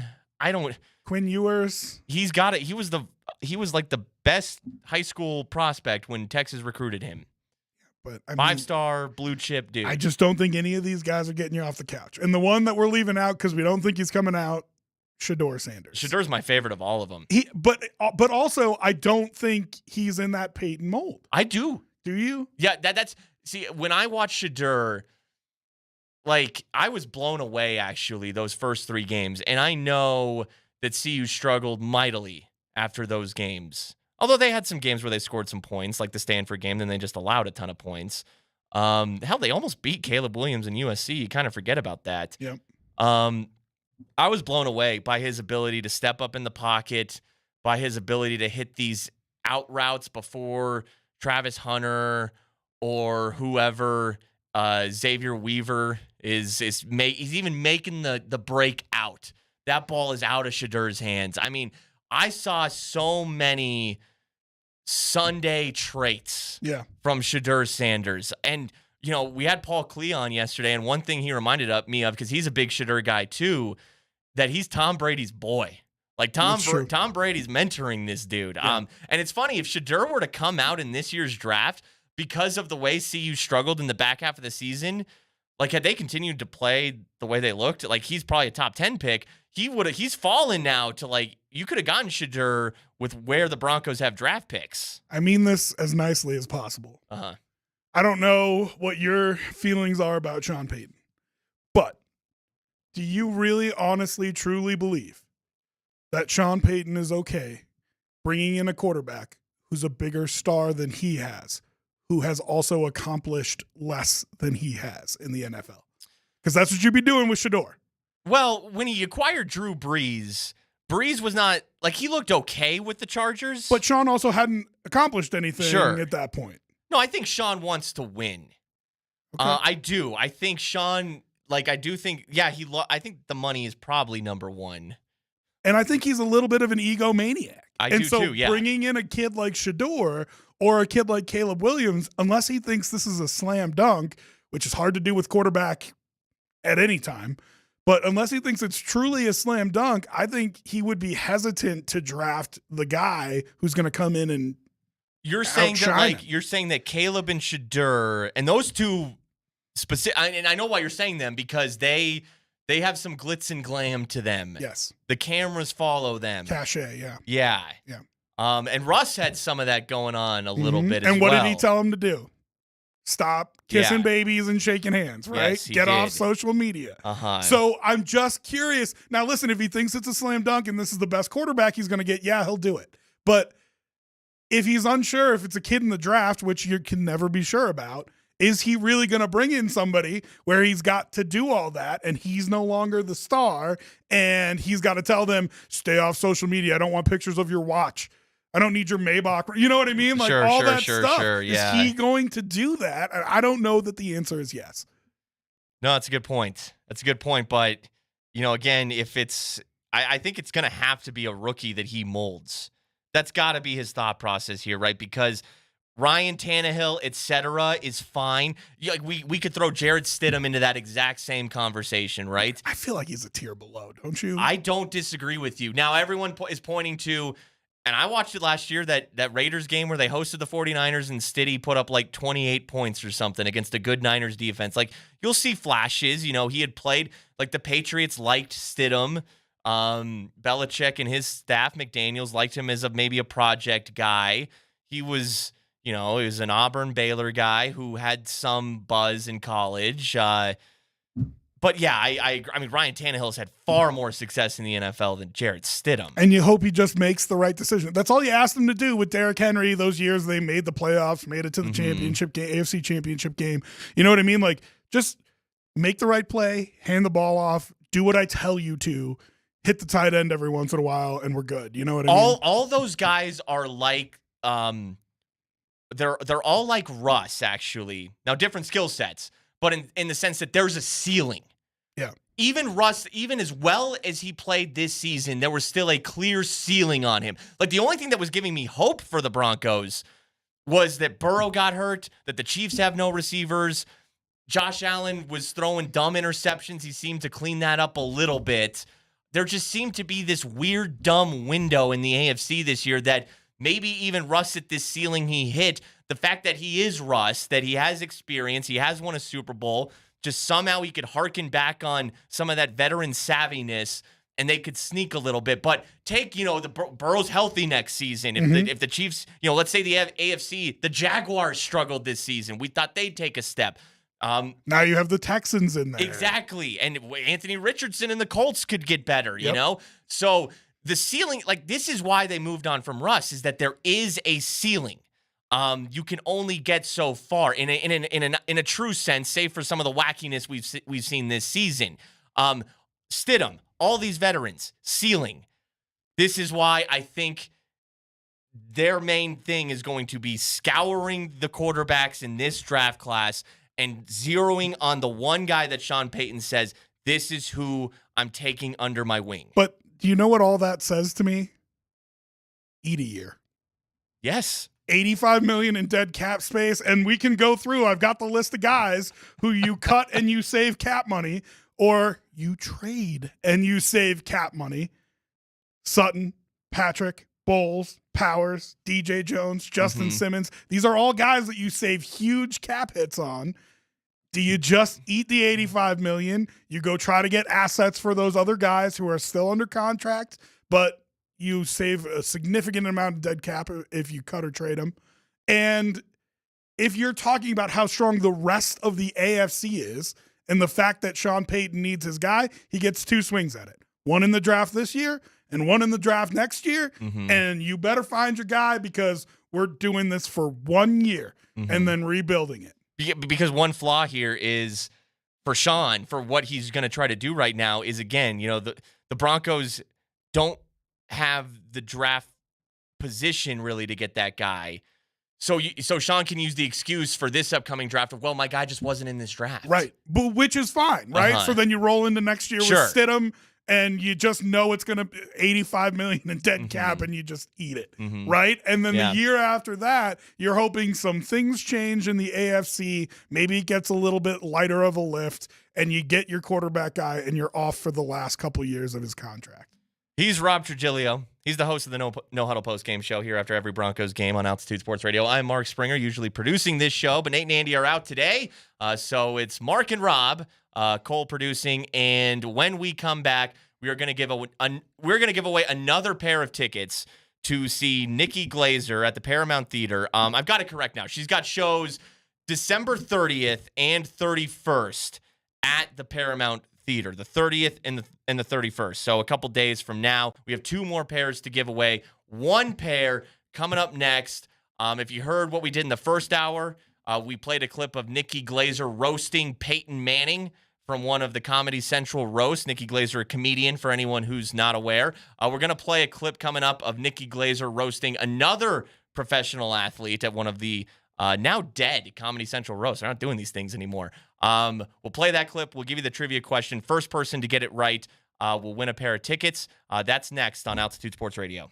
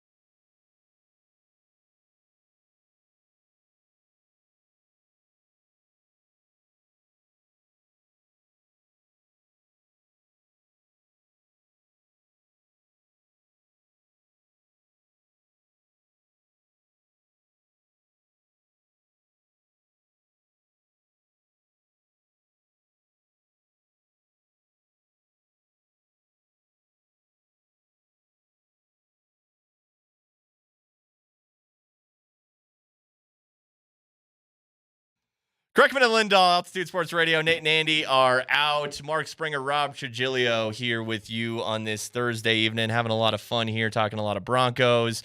We'll talk some basketball in this segment, get into some nuggets as this segment goes along, because we're going to start with a clip here as we are giving away a pair of tickets to see Nikki Glazer, a comedian who I think is very funny. Like, I am a fan of Nikki Glazer. I think she's great. The Good Girl Tour. Yes, at the Paramount Theater, the Good Girl Tour. That's actually that's hilarious. I thought you'd like that. See, she's good because she's not a good girl, but she's a good girl. Wow. I'm not going to get Have into you heard some of her rendering jokes? judgment Have you as heard to some if of she her is a jokes? good girl I mean, or not. Yeah, but the things that I want her to do to be a good girl are probably okay. different. And that's hitting on. Okay, there's Right. a level I just that don't know, okay. Don't know that we want to go there. And you know that's what I mean? who Nikki Glazer is. Yeah, there you go. She's really funny. She is. So we gave away 2 pairs last hour. We played a clip of her roasting Peyton Manning. Because it was the roast of Rob Lowe, but they bring in a bunch of celebrities, or used to. They don't do that. They need to bring these back. I always enjoyed these.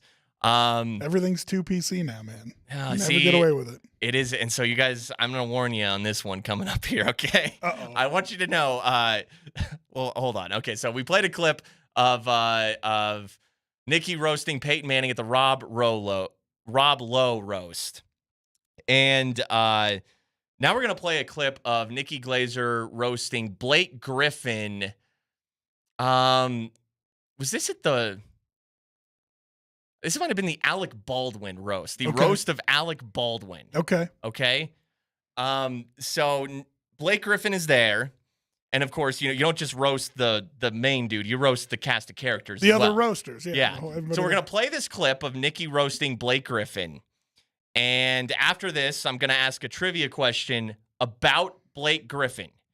And the first person to get this right at 303-504-0925, the first person to text in at 303-504-0925, the correct answer, wins a pair of tickets to see Nikki Glazer either December 30th or December 31st, New Year's Eve, at the Paramount Theater. Those are the 2 nights that she is performing. So, without further ado, let's hear Nikki Glazer roast.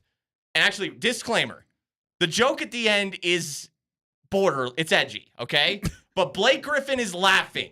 I assure you, Blake Griffin is laughing. Okay, so if he's laughing, it makes it okay, is yes, what you're saying? All right. because it's directed at him, okay? Here we go, Nikki Glazer roasting Blake Griffin. Will and Grace was really the best you could do. It just Jack. Just Jack is, it's also what I'm gonna do in my hotel room alone after sitting next to Blake Griffin all night. Jesus Christ. You're so hot. What the You're so hot. I'd you in front of my grandparents. That's how I almost want to, I feel like Mimi would be proud. Blake, you look like a black guy that got made by a printer running out of ink.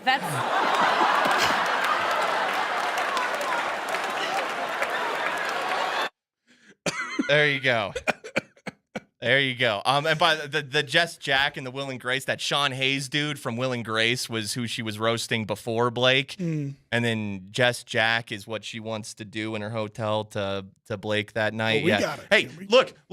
Blake got off easy. She was talking about how hot he is. Might want to turn a phrase there. I guess that's what he did on the show, Just Jack. I don't know. I didn't watch a lot of Will and Grace. No, you mentioned he got off easy, and I'm thinking maybe you want to change that. Oh, I didn't even go there. Yeah. Okay, that was completely by accident.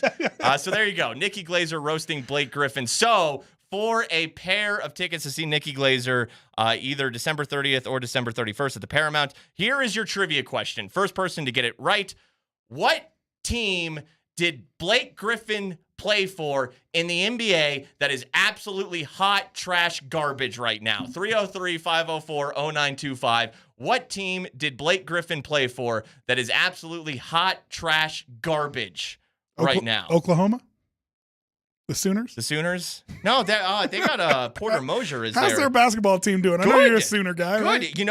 You remember when Loyola Chicago and Sister Jean did they make it to the Final Four? Think so, yeah. The Elite Eight at the very least.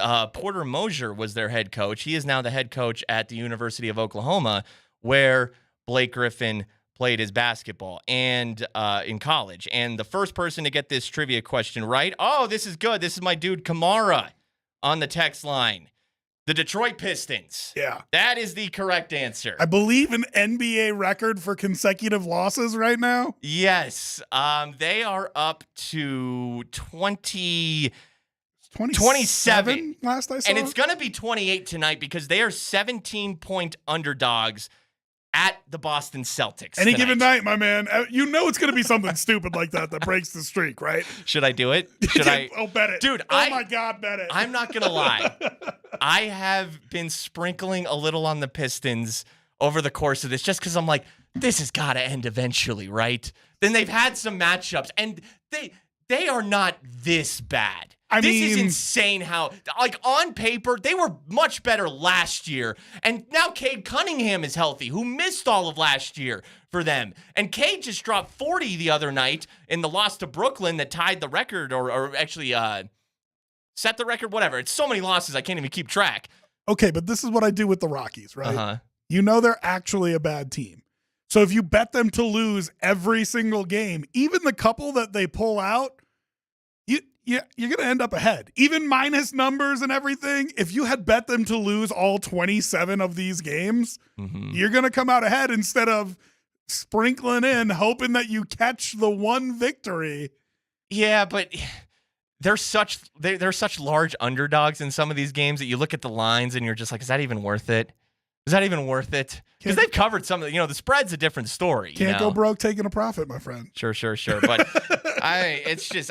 and Monty Williams, this is his first year of a long-term deal. The former Phoenix Suns head coach who took them to the NBA Finals the year after the bubble where they lost to the Milwaukee Bucks. Monty Williams he's a respected head coach in this league. I don't know that I would say respected. There are certain voices on this station who know the NBA pretty well who have trashed that hire up and down. So Monty Williams, former head coach of the Pelicans, he's a good coach. And they started the season 2-1, and now they're 2-28. So unbelievable what's happened there. I saw this today too. This is crazy. I did not realize this because obviously the Pistons have lost 27 in a row. They're on pace to be 5-77. Good Lord. Good Lord. Oh, if you give me the over-under of 5.5 wins, I will take the over on that. I would too. But get this. Since the year 2000, in the 4 major North American sports, I saw this. Here are your worst seasons by sport, and here are the teams. In the NBA, it is this season's Detroit Pistons. In the NHL, it is the 2019 Detroit Red Wings, who went 17-49-5. Good. In 2008, it's the Detroit. In the NFL, it's the 2008 Lions, who went 0-16. And in Major League Baseball, it's the 2003 Detroit Tigers, who went 43-119. And they live in Detroit, which, the worst seasons since 2000 in each respective league have all been the Detroit teams. Now, that's arguable, right? Because the Browns went 0-16. True, I guess Detroit ties. Yeah, right. So there's a couple that you could, but it just shows you what being a Detroit sports fan is like. Uh-huh. And they've been leaning on Michigan to be their savior. Uh-huh. And they end up losing every year, can't get the job done kind of thing. Uh-huh. Yeah, tough to be in the Rust Belt 1, but in the Rust Belt in winter 2, but in the Rust Belt in winter rooting for 3 bad teams at the same time. So I'm glad the Lions are good this year. Yeah, seriously. And could Detroit win the Super Bowl this year? Because we were talking during the break.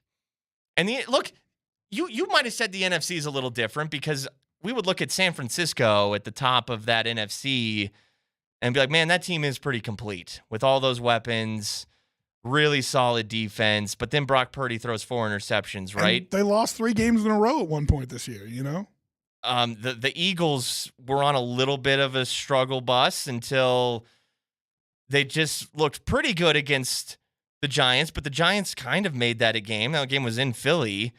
The Cowboys, while they've looked good and better, your Bills just freaking crushed them, dude.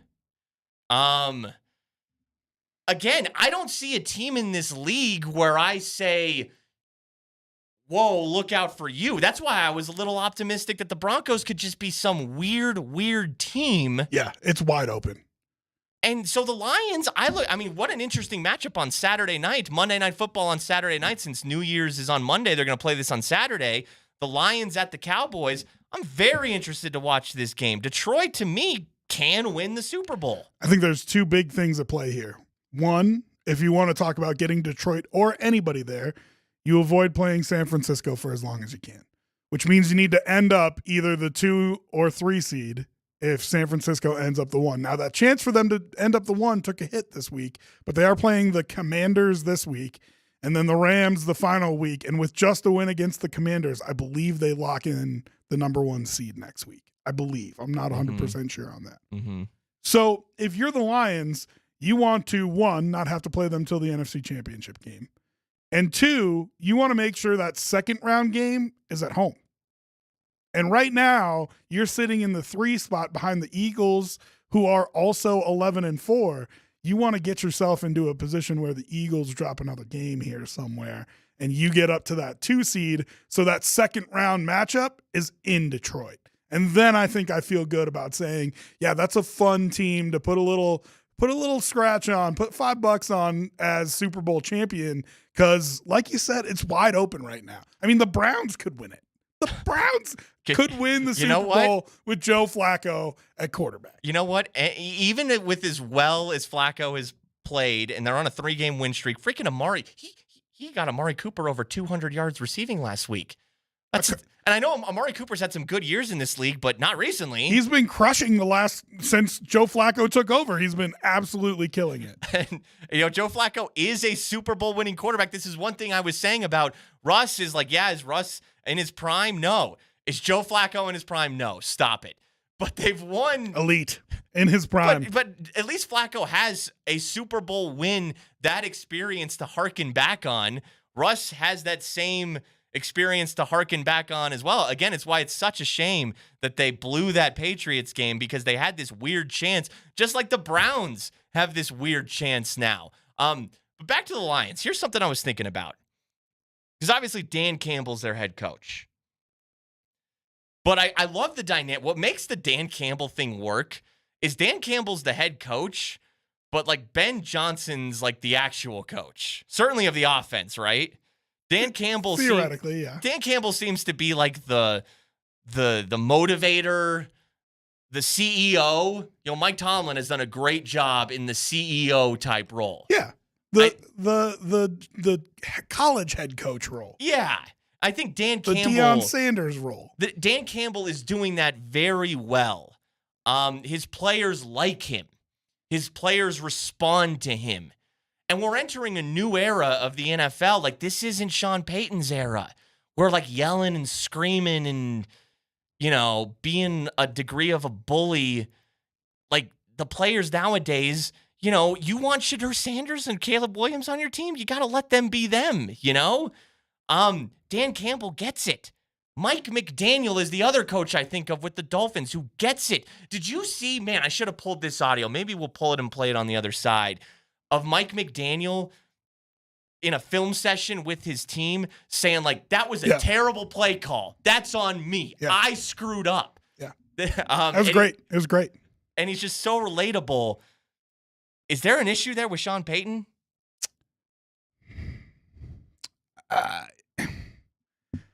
Every coach is going to have their own style, right? And so I don't think you expect anything when you walk in that door. But you have to win.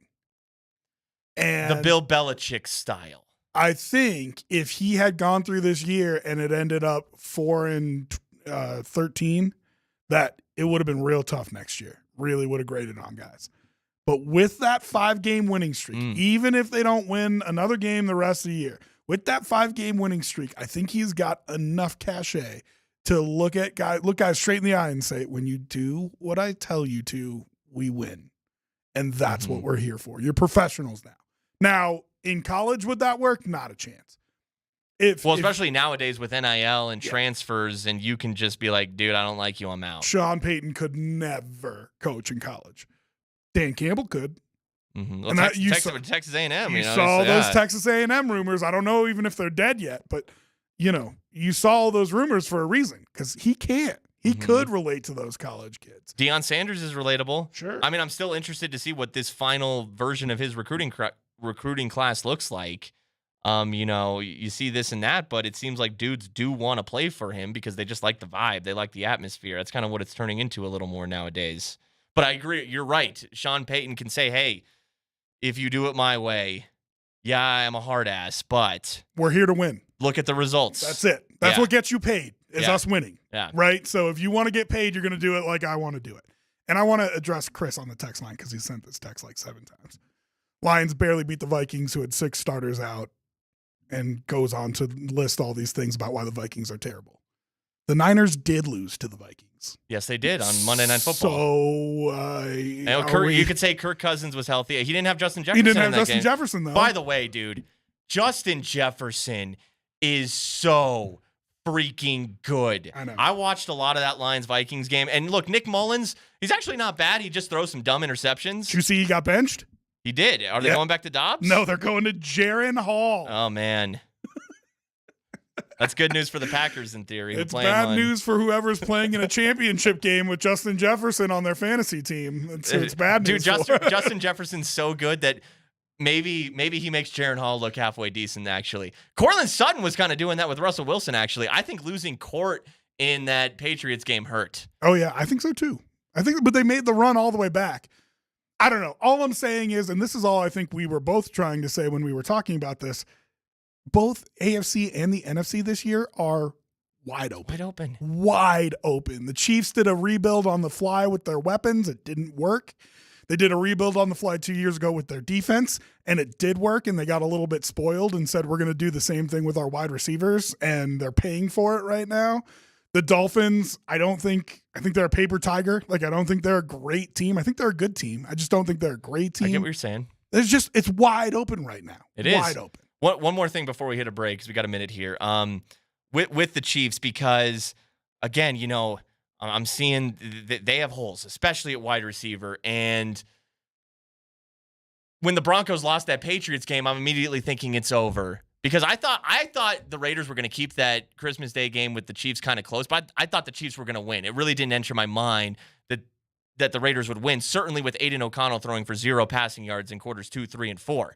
And then, I see Zach Stevens of DNVR, the tweet that, he says Broncos can still win the AFC West. And I'm like, good God, you're right. Good God, you're right. They can still win the AFC West. And holy crap, the Chiefs are in a bad way right now. They're playing a Bengals team that if you just lost to that Raiders team, you actually could lose that game. Sure could. And Easton Stick, who they will go travel to in week 18, just fought your Bills to a 2-point loss. That's kind of no joke. Yeah. And they'll be going to that same building where the Bills only won by 2. SoFi in LA. But I thought about it and I was like, man, there is no chance in hell the NFL is keeping Taylor Swift out of the playoffs. There is no chance in hell. They will throw every single flag necessary to make sure Taylor Swift gets into the playoffs. No, you can't say both. Because before you were talking about her Yoko Onoing the Chiefs, and she's the reason that they're playing terribly and all the attention and everything. You can't do both. There's a different look. Getting into the playoffs is one thing, She'll Yoko them in the playoffs, but the NFL wants her in one playoff game. No, I think they want her on a road playoff game because her in Kansas City is not that much fun. But could you imagine if it's like Chiefs Dolphins in South Beach for round 2? Sure, Taylor Swift and does Taylor South Swift Beach. is clubbing the night before. He's Rob Trigilio. I'm Mark Springer. The NFL is going to get Taylor Swift into the playoffs. If the Broncos had any chance, no, Taylor Swift's going to the playoffs. It's Altitude Sports Radio.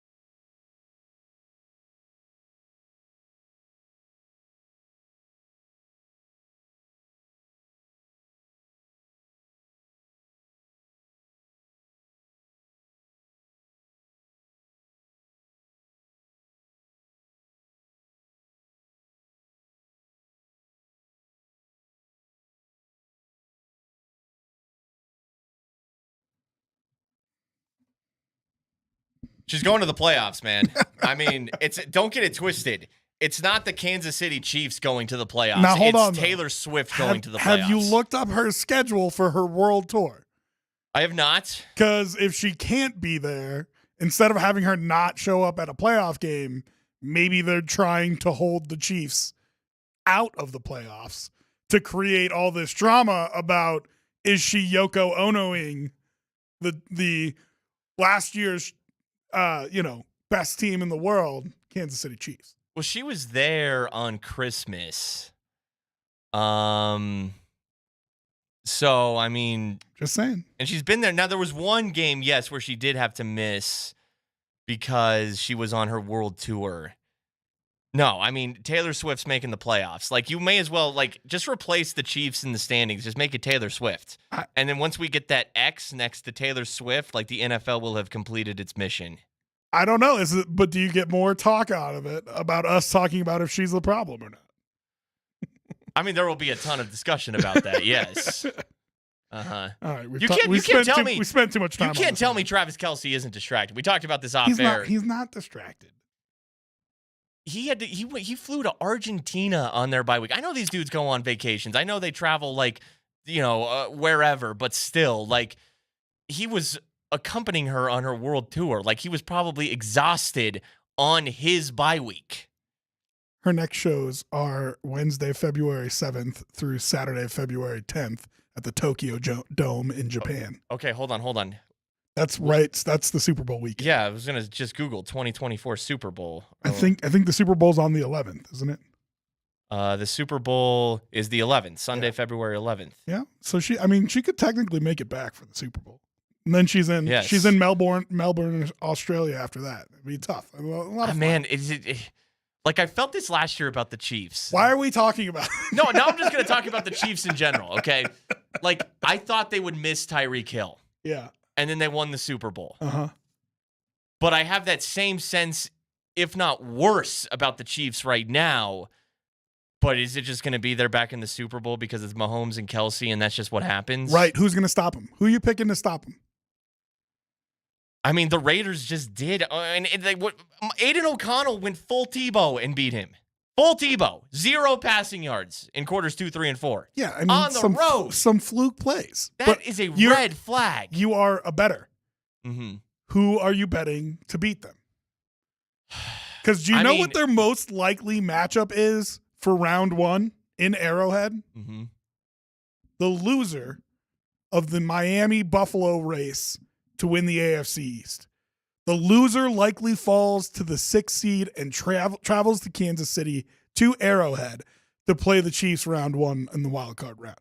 So now that you know that, would you even pick either one of those? Would you even bet either one of those teams to beat the Chiefs in the playoffs? Your Bills beat the Chiefs in Arrowhead a few weeks ago, 20-17, which is like a new version of.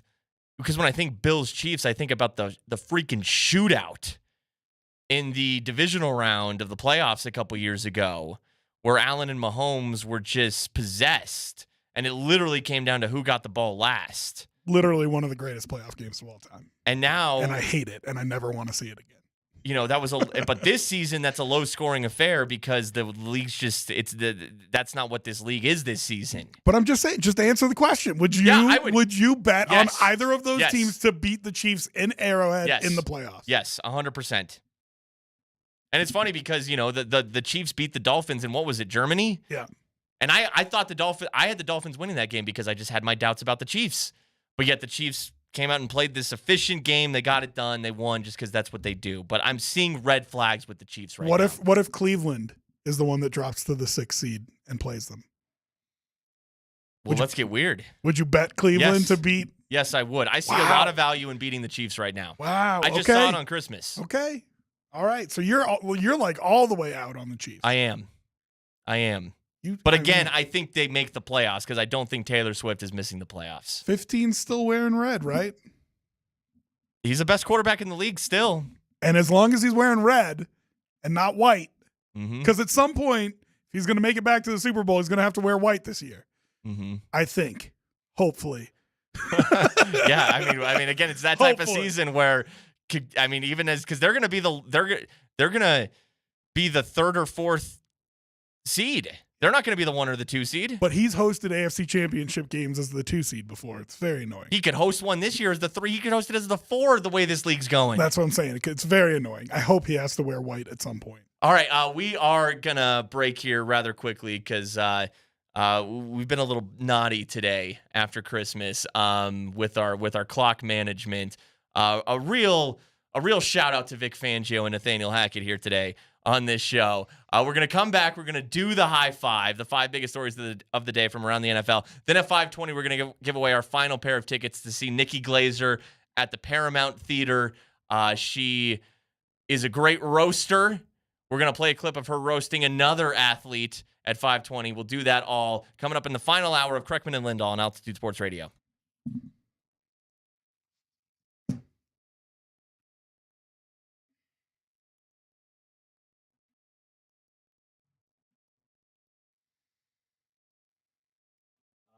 What day of the week is Christmas 2024? I think it's a Wednesday.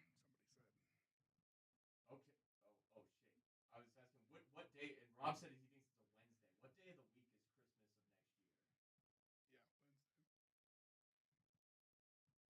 Okay, then yes, put that in for sure. Did you hear what Cole said? One of the stories is going to be the NFL's considering putting 3 more days on games on Christmas next year, which is a Wednesday. So that's what we're talking about. God, what would you do? You would have 2 teams that played on Saturday, and maybe 4 teams that played on Saturday, and 2 teams that played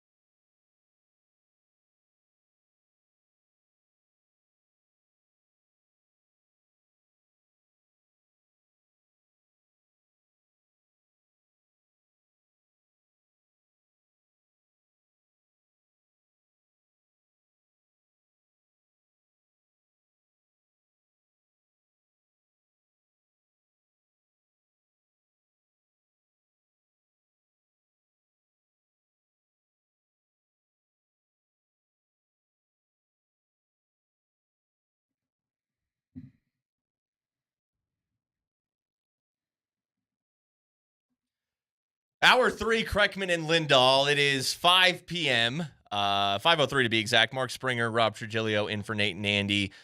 Cole Smith doing my gig today, and at 5 p.m. or just after 5 p.m., part of that gig entails the High Five. It is the 5 biggest stories of the day from around the NFL. It is, of course, brought to you by Bet365. Whatever the sport, whatever the moment, it is never ordinary at Bet365. Cole Smith, you're in my chair today, so take it away. High five. What's up, fellas? So, Packers linebacker Jair Alexander. Cornerback, right? Yes, excuse me, cornerback. Thank you. He's had quite the strange season, and this last week, it got even stranger. So, the Packers were playing the Carolina Panthers. They ultimately beat the Panthers 33-30, but Jair Alexander appointed himself as one of the Packers' captains, and in doing so, he nearly cost the team possession of the football in the second half, because as you guys know, it's rather tricky at the coin toss. You have to defer possession of the ball. You can't just say you want the ball on defense or you just don't get the football. And Jair Alexander was asked about this, and this is what he had to say on the subject. Oh, yeah, I mean, it's only suiting, I don't think Coach knew I was from Charlotte, so. So you just did that on your own? I mean, it was like the guys backed me up, so they knew I was from here. Did you realize you almost made a big mistake on the call, though? What'd I do? Well, you said we want to go on defense. Yeah. Which, in theory, they could have said, then you're electing to kick off, which you would have lost the opportunity then to receive in the second half. Yeah, no, I told them that. I said I want our defense to be out there, and they all looked at me like I was crazy. I'm like, it's pretty simple what I said. Like, I want the defense to be out there. They like, you mean defer? I'm like, yeah, I guess. Okay, so this is the opening coin flip of the game. Yeah. So you win the coin toss. You win the right to decide if you kick off or receive the ball for one of the halves. And then the other team gets to decide for the other half. So if you want the ball in the second half, you defer your choice to the second half. But if you choose to kick, then it's the other team's choice to start the second half. And so you would, and the Raiders did this a couple years ago, you would technically kick off twice because the other team would say, yeah, I want the ball. Okay. And I guess I've never really, I always thought it was just like, if you chose to kick to open the game, then you just flip it to start the second half. And that's what Jair probably thought. I bet you there's only, 100 of the 1,000 players in the league that actually know that, and they're the captains that walk out there. But when you win that toss, you win the right to choose for a half what you do. And if you defer, you move that choice to the second half. But if you just pick to kick the ball, that means the other team gets to decide at the top of the second half, and they can pick to receive the ball, meaning you would kick off twice. Yeah, here's a good text that came in. Tanner on the text line. Madden jaded us as kids. There was only a kick and receive option. Yeah, I guess there it is. That's what I've been basing everything off of, is if you choose kick, then you must receive to start the second half. No, that's not what it is. Then it depends. It depends. And you also, there's another choice you can make. You can choose to go a direction on the field. So like in really bad weather games, you might pick, we want to defend this goal as your choice rather than picking to kick or receive. Interesting. Yeah. Okay. And yes. Okay. Well, the good news is that it worked out for the Packers, right? It only worked out because the referee said to him, "You mean defer, right?" And he's like, "Yeah, whatever." That's the only. Why is he even out there? He just walked out there. He wasn't even a captain. Okay. And apparently, that's very odd. Apparently, LaFleur said to the referee before the game, "If we win the toss, I want to defer." And that's why the referee was like, wait. You said you want your defense out there. Does that mean you want to defer? He's like, yeah, whatever. I mean, it's such a weird story. Okay, so then to start the second half, then the Packers have to go tell the refs, we want the ball? Technically, the other team would get to choose for the first half, right? And they're going to pick to receive because you only get one choice. So I want to take the ball, right? because they're not going to kick it because then they would kick it twice. And so then to start the second half, the Packers, yes, would get to go to the referee and say, you can either pick an end of the field or to kick or receive. This is really, really dumb. I can't believe you don't know. It should just because everybody is going to defer to get. They're going to get the ball as many times as they can. That's not true. That's not true. Like, when would a team ever kick twice? Like when would a team ever kick twice? Never. But you either so why even give them that? Why even make that a possibility? Because if you think the weather's going to be bad in the second half, you defer your choice to the second half, right? Or if you want the ball in the second half, you defer your choice to the second half. But if you want the ball to start the game, which not a ton of teams do, but some teams do. Bills did this for a little while, where they would put their offense on the field first, right? Like if you've got an offensive powerhouse, say you're the Dolphins, right? You play better from ahead. You want to give your defense a lead. You know you score a lot of touchdowns. You say, I'm going to take the ball to start the game. See, the way Madden does it, and this is how I base my entire life off of, is so you choose kick, right? I want the ball first in the second half. I don't want to open with the ball. Right. I want the ball first in the second half. You want to be able to double up, and the number of possessions does matter. So I choose kick, and then I thought, okay, so then they get to choose which way. Yes, after you get the option, right? Yeah, I choose kick, then they choose which way. The team that is now receiving, my opponent. You could do the opposite, though. If you wanted to, with winning the toss, you could say, I want to go this direction, and then they get to choose kick or receive. It's really a matter of choosing, do you want to pick a direction you're going with the football, or do you want the football in the second half? It's giving you those options. I mean, and that only comes into play when it's like a severely windy day or something like that. Each team gets to pick at the top of a half. And if you win the coin toss, you get to decide which half you pick. All right, Jair Alexander, I'm with you, man. I'm with you. But then he shouldn't go out. Why are you going out there? No, of course he shouldn't. Of course he shouldn't. Yeah. ZT on the text line, I played football for 23 years and never heard anything like that before. Yeah, you never had to go out for the coin toss. And Jair shouldn't have been out there. That's all. All right, live and learn. I think I learned something right there. All right, next up. High five. I'd like to point out Madden doesn't even give you the option most of the time anymore. Yeah, I played this on John. I thought this was supposed to be an educational simulation of the reality of NFL football. All right, continue. So another fun story, Jake Browning, quarterback for the Cincinnati Bengals. The Bengals, they have a relatively important game coming up this week against the Kansas City Chiefs. And of all the questions they could have asked him, how he feels about his team coming into the week, if he feels the Bengals are prepared to make a postseason run. No, Jake Browning was asked his thoughts on aliens. I don't even care. Just trying to figure out Earth. Aren't we all? Why are they asking him if he believes in aliens today? I could not find that out. When I I'm saw sorry. this clip out there of Jake Browning being asked this today, I just... Like, why? Why ask him that? It's a fun question, don't get me wrong, but just why? Yeah, the discussion is great, but I don't know. It's not even like it's, the doldrums of the season here. Like, we're down to the last couple weeks. You're playing the Chiefs. Like, it's all important stuff. Yeah. Both teams need that game. And the Broncos need the Bengals. Yeah, I'm glad he's focused because the Broncos needed the Bengals to win. That's a good answer, though. Like, I'm still learning about Earth.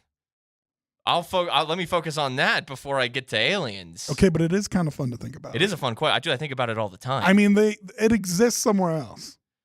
It's got to be likely, right? Just based on the numbers, largeness of the universe and odds and percentages, right? Yeah.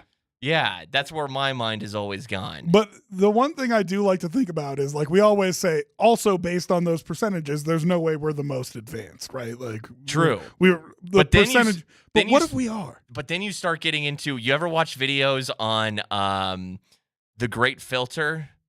Because it was the Fermi Paradox. You ever heard of the Fermi Paradox? No. So there's a scientist, Dr. Fermi. This was like in the 60s or 70s or something. Like, him and a bunch of other science dudes are just hanging out, and they're talking about if aliens exist. And he didn't even really care about the conversation, but he just asked the question, where are they? If they exist, then where are they? I mean, they could be on their planet as incapable of getting to us as we are of getting to them. So then it brings up the idea of the great filter. What is are we before or after as humans the great filter? And if we're before, when do we hit it?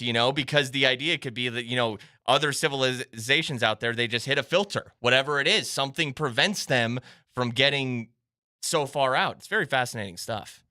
You should watch videos on the Fermi paradox. Somebody is saying that Joe Burrow tweeted out, "Show us the aliens." Okay. Which started all this. Okay. Why did he ZT tweet is asking, would the aliens elect to kick, receive, or defer to the second half? I hope they defer. I hope they're friendly. It seems like they're deferring right now. I hope they're friendly aliens. Because they could, we could have handled this already, and it seems like they're deferring. All right. The moral of the story is, let's go Bengals, because the Broncos have a shot if they beat the Chiefs. Let's continue, Cole. High five. Okay, some real football news for you. In Miami, the Dolphins will be playing the Baltimore Ravens this weekend. Updates: Tua Tagovailoa was limited in Thursday's practice report. He has injuries to his left thumb and quadricep. And Miami Dolphins wide receiver Jalen Waddle, he will be expected to miss this weekend against the Ravens. I had seen Jalen Waddle. I was watching Cowboys-Dolphins. He got hurt, had to leave that game. When I saw that, I was wondering if he would be available for this game in Baltimore, which is a huge game, Rob. I mean, these are the two top seeds in the AFC. It's in Baltimore. Is this an AFC Championship game preview? Not only that, but both these teams can tumble down into the wild card spot because the Browns are still hot on the Ravens' heels. They should win tonight. They need to win tonight to keep the pressure on They them. host the Jets. Yeah, and they need to keep the pressure on the Ravens, and the Bills are hot on Miami's heels. So it's not only for the number one seed for the winner, but for the loser. You start looking at like tumbling all the way down to having a road game for your first game of the playoffs, not necessarily getting home field advantage throughout. I mean, it's a huge difference. It's an absolutely massive game this weekend. I can't wait to watch this. It's going to be great. Yeah. And listen, I just want to remind people that Tua is left-handed. So when they say left thumb, left tricep, normally for a quarterback, you're like, oh, it's his non-throwing hand. No, that is his throwing hand. So it is a big deal. I'm really interested to see where this goes. Next up, Cole. High five. The NFL has announced 15 finalists for the Pro Football Hall of Fame class of 2024. There are no Denver Broncos, but I'd like to give a shout out to Jacksonville Jaguars' Fred Taylor and Torrey Holt. Let's see. Julius Peppers and Antonio Gates headline the finalists for the Pro Football Hall of Fame. And man, Antonio Gates is absolutely a Hall of Famer, Gates right? is a slam dunk, right? I think he's the only slam dunk. I don't think Julius Peppers is a slam dunk. I don't think so either. I mean, he's a really good player. Former first overall pick. He was a first overall pick, right? He was at least top. He was right up there. Yeah. Remember when he was in college? He was an absolute beast. Very good player. Uh-huh. But this isn't the Hall of Very good, right? Yeah. And it's what Dion talks about all the time. This is one of those years where you don't necessarily have the grade A class. And I hope they don't just put guys in to put guys in. Yeah, I mean, when you look at like the best tight ends of the modern era, like Tony Gonzalez, Shannon Sharp, then Antonio Gates, like who a former basketball player. Yeah. Too in college. Now, does he get the win anything argument? Because I've had to listen to that for a lot of years. No, never won anything. I think quarterbacks get held to that more than position players. He was Phillip Rivers' best and sometimes only weapon, stands for like LaDainian Tomlinson for a little bit, for years. I mean, that connection was lethal. Other finalists, players who returned as finalists, Patrick Willis, Andre Johnson, Dwight Freeney, Jared Allen, Willie Anderson, Darren Woodson, Devin Hester are all back on the ballot. Woodson? Darren Woodson, yeah. I think, but I don't know. That's tough. Devin Hester, I mean, at what point is it just like, when do we give love to the best kick returner of all time? I don't know. very Do we niche have thing. to? Yeah, do we have to? Like, if I'm in the Hall of Fame and I'm putting together my Hall of Fame team, like, I'll just put Dion back there and be fine. Thank you. Patrick Willis, like maybe he could have been a Hall of Famer, but what about like career longevity? That was hurting Terrell Davis for a while, and he finally got in. But Patrick Willis was a beast. Unfortunately, like those were some Niners teams that were good, okay, but they weren't great. Andre Johnson. Good Same receiver. Same thing. Uh-huh. Well, not same thing. He had a decently long career. But, Yeah, Dwight. but none of those people jump out to me as like No. they need to be in the Hall of Fame. Antonio Gates is the only one that needs to be in the Hall of Is Fame. Russell Wilson a Hall of Famer? What does he do? What does he do after this? Because I really think it matters. I think that is going to determine whether he makes it or not. Like, I get like people. I'm seeing people say like, you know, there's recency bias going on with Russ. Yeah, he was on a Hall of Fame trajectory, and now you're holding these 2 years against him. I'll be honest. Like, I view him in the category of like Phillip Rivers, Ben Roethlisberger, Eli Manning, who won 2 Super Bowls. I don't disagree with you. Jim Kelly, Dan Marino I'd put above him. Okay. Yeah, like that tier. Like really good, but not Hall of Famers. Well, some of them are in the Hall of Fame, and the rest are going, right? Like Eli's going to go, even though I don't think he should. See, but he won 2 Super Bowls. Roethlisberger is going to go. I think he should. Okay. Yeah, for Russ, I think it's about what his final chapter is, right? I mean, what does the end of his career look like? It's a guy who never won an MVP, and he'll always have to live with, and I don't think this is fair, and we can argue about this if you want, but he'll always have to live with being the guy that lost that Super Bowl. Should have just handed it to No, that was not the right play. What? You want to argue about this right now? I'm actually curious. I've never heard anyone argue Yeah, that they because should have turned everybody around just and handed to parrots the Marshawn. same thing that everybody else says. Well, I just felt like this was an obvious one that was like, yeah. You had one timeout. Okay. And you had a maximum of 3 more plays that you could have run. Uh-huh. There was, I believe, 35 seconds left, something like that. Okay. So if you run the ball on first down, you have to either score or use your timeout, and then they know you're going to throw it on the next 2 downs because you can't risk running a play and not getting another one off. Okay. So if you throw it on that first one, you keep the option open to run or pass on later downs. And Pete Carroll explained this on a podcast. I actually understand everything you said. I get the logic. I still would have turned around and handed it to beast mode. Hell, the tush push was invented 10 years too late. Tush push that thing. Yeah. Russ has some thick thighs. Push those babies in. How about just let Lynch take the snap and push him in? There you go, too. The Wildcat was big in that era. Here's the thing, man. Once you do that, trying to unpile everybody from that situation, if you're not using a timeout, you're in a ton of trouble. That's another fair point. And you'll see defensive players kind of like hold you down, and you know, they might kind of mess around with that ball if they get their hands on it. Whoops, ref, I'm fumbling it. You know, they want that clock to tick. Okay. I still think you hand it off, but fair points. And finally. High five. And finally, guys, the NFL says it won't schedule games on Christmas if it lands on a Tuesday or a Wednesday, but this most recent year, the NFL saw a spike in viewership by 29%, leading people to believe that next year, even though Christmas does fall on a Wednesday, the NFL still might try to rework something or put something in the works. And one of the presumed situations for this would be to make 3 Wednesday games work, you would have to be able to give 6 teams the weekend off prior, so basically making a mandatory bye week and then making Christmas their Week 17 contest. So they're at least kicking around the idea of having another Christmas triple header next season, since this one was such a smashing success.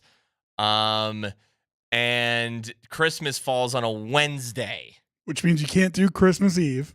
Because that's right? a Tuesday. That's a Tuesday. And you can't really do Christmas Day. You'd have to have teams that play on Saturday, play on Thursday the next week. You know, where you do like the Thanksgiving teams, you know, when you got the triple header, 2 of those teams play again next week that didn't play each other on Thanksgiving. Uh-huh.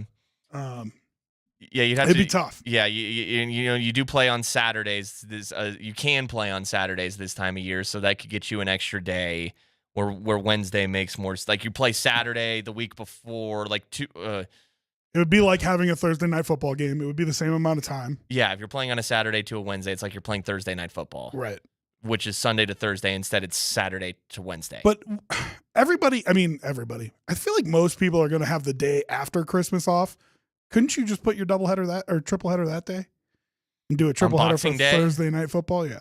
I love, too, how they're like, it was such a success, this NFL on Christmas. Because Christmas fell on a Monday. Like, you were going to have at least Monday Night Football on that day. Yeah. Like, you were going to play a football game on Christmas. Like, this wasn't like some genius tactic to try something out. They were just going, Christmas is on a Monday. We're going to play Christmas games on a Monday. Now, but of course they did killer ratings because they're the NFL. They could do killer ratings on any day of the week. Well, particularly with how interesting the league is right now. I mean, you got something like 24 teams that are still in it to make the playoffs.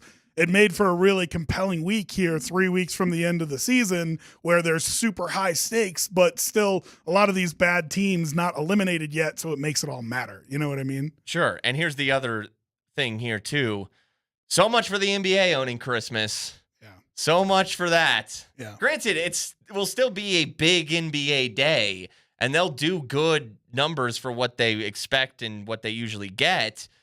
But they won't own Christmas anymore. If you're the NBA, you have to be praying that they don't want teams playing on Wednesday, right? Yeah. Yeah, like on your hands Give us and this knees, day. praying that you get a Wednesday Christmas. Because look, less people tuned in to Nuggets Warriors than they otherwise would have because they were watching Chiefs Raiders. It's just what happened. Yeah.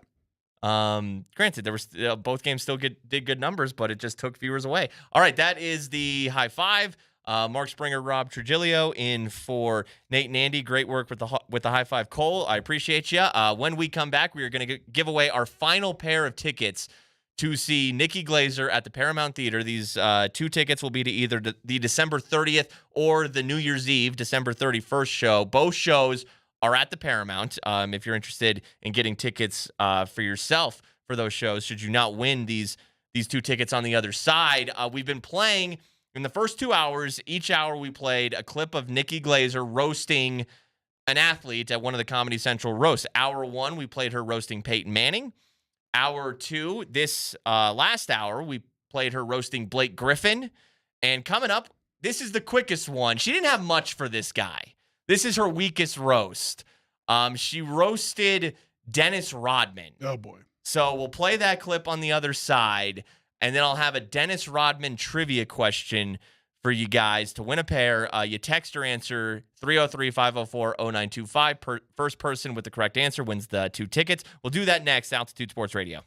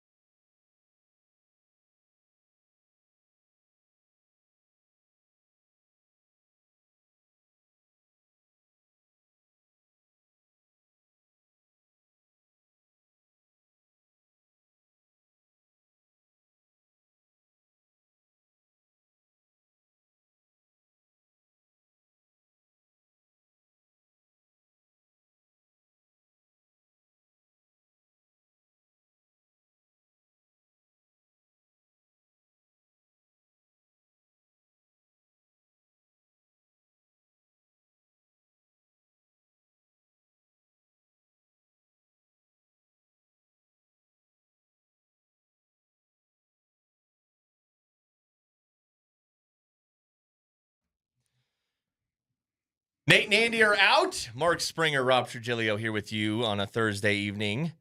And we're going to talk a little Nuggets here momentarily. This will be a basketball segment as the Nuggets host Ja Morant and the Grizzlies tonight. In fact, I'll pull up the latest injury report. They come down at the bottom of the hour every hour. Literally every hour of every day. They put out a new injury report at the bottom of every hour. Really? At 2:30 a.m., a new injury report comes out. Now, very rarely does it change, but it comes out nonetheless. So we'll talk about, we'll update you. Ja was questionable with an illness. Reggie Jackson questionable with a skin lesion. We know Aaron Gordon will be out with some lacerations. Lesion less tough, less brutal than laceration, apparently. I'm assuming. Is what we heard. I'm assuming, yeah. Nuggets Grizzlies tonight, and we'll have that pregame for you here on 92.5 at 6:30 with Mark Bertinoli. But all day, all show, actually, we've been giving away pairs of tickets to see Nikki Glaser at the Paramount Theater. She's doing shows here in a couple nights, December 30th and 31st. So this weekend, Saturday and Sunday night at the Paramount. We gave away 3 pairs already. We're going to give away our final pair right now to one listener who is first, the person to answer this trivia question first on the text line at 303-504-0925. That's the Champ Mazda text line. So first, we're going to play a clip of Nikki Glaser. I believe this was the Comedy Central roast of Bruce Willis. It's Comedy Central roast of Bruce Willis. Why is Dennis Rodman there? Because, dude, yeah, I know. There really was never like true association. Sometimes there was. They just wanted celebrities, right? And roastable celebrities. Yeah, but how much more fun is it if Bruce Willis and Dennis Rodman were tight? You know what I mean? That'd be great. They were boys. Well, maybe it's, along those lines, that actually kind of ties into the trivia question. Someone Dennis Rodman is tight with. So let's play this little clip. And this is in my opinion, the weakest roast. I thought the Peyton Manning roast was good. I thought the Blake Griffin roast was good. I like the Peyton the most. This to me is the weakest. But here we go. Nikki Glaser roasting Dennis Rodman. Dennis Rodman, what's up? Dennis Rodman. I first met Dennis just earlier tonight when he tried to sell me incense on the sidewalk. I don't want any, okay? So, I mean, she said she just met Dennis. I don't even think she knew who he was. Yeah, probably not. And he's like wearing a fedora, and he's dressed like you'd expect Dennis Rodman to expect. I guess that's the type of person who would sell you incense on the street. Would you rather be known for partying like he is or for having the basketball career that he did? He's with like Carmen Electra in the 90s, he's got, right? Yeah, he's got a hell of a reputation. You know, watching The Last Dance when he like left in that final Jordan Bulls season and went like partying in Vegas. He went like on a sabbatical, a little hiatus. He was a very good NBA player, but just like very good, right? Like his name's not going in history books for that unless he's got all that other stuff with him. So would you rather have the partier status or the NBA career? Oh, the partier status. Because why does anybody do it? You do it for the partying, right? Okay, so here's the trivia question. For a pair of tickets to see Nikki Glaser at the Paramount, either the 30th or the 31st, here's your Dennis Rodman-related trivia question. First person to get this right, 303-504-0925.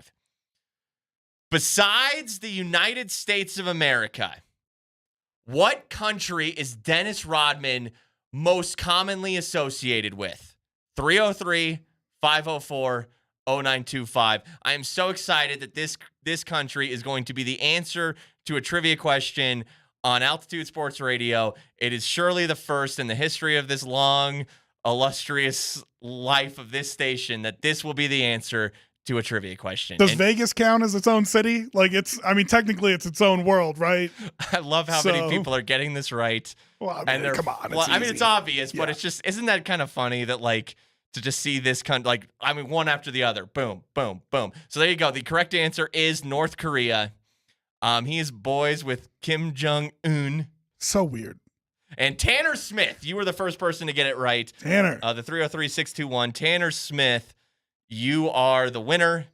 So Cole will get your information, and if you want, you're going to go see Nikki Glazer this weekend. The Worm, Dennis Rodman.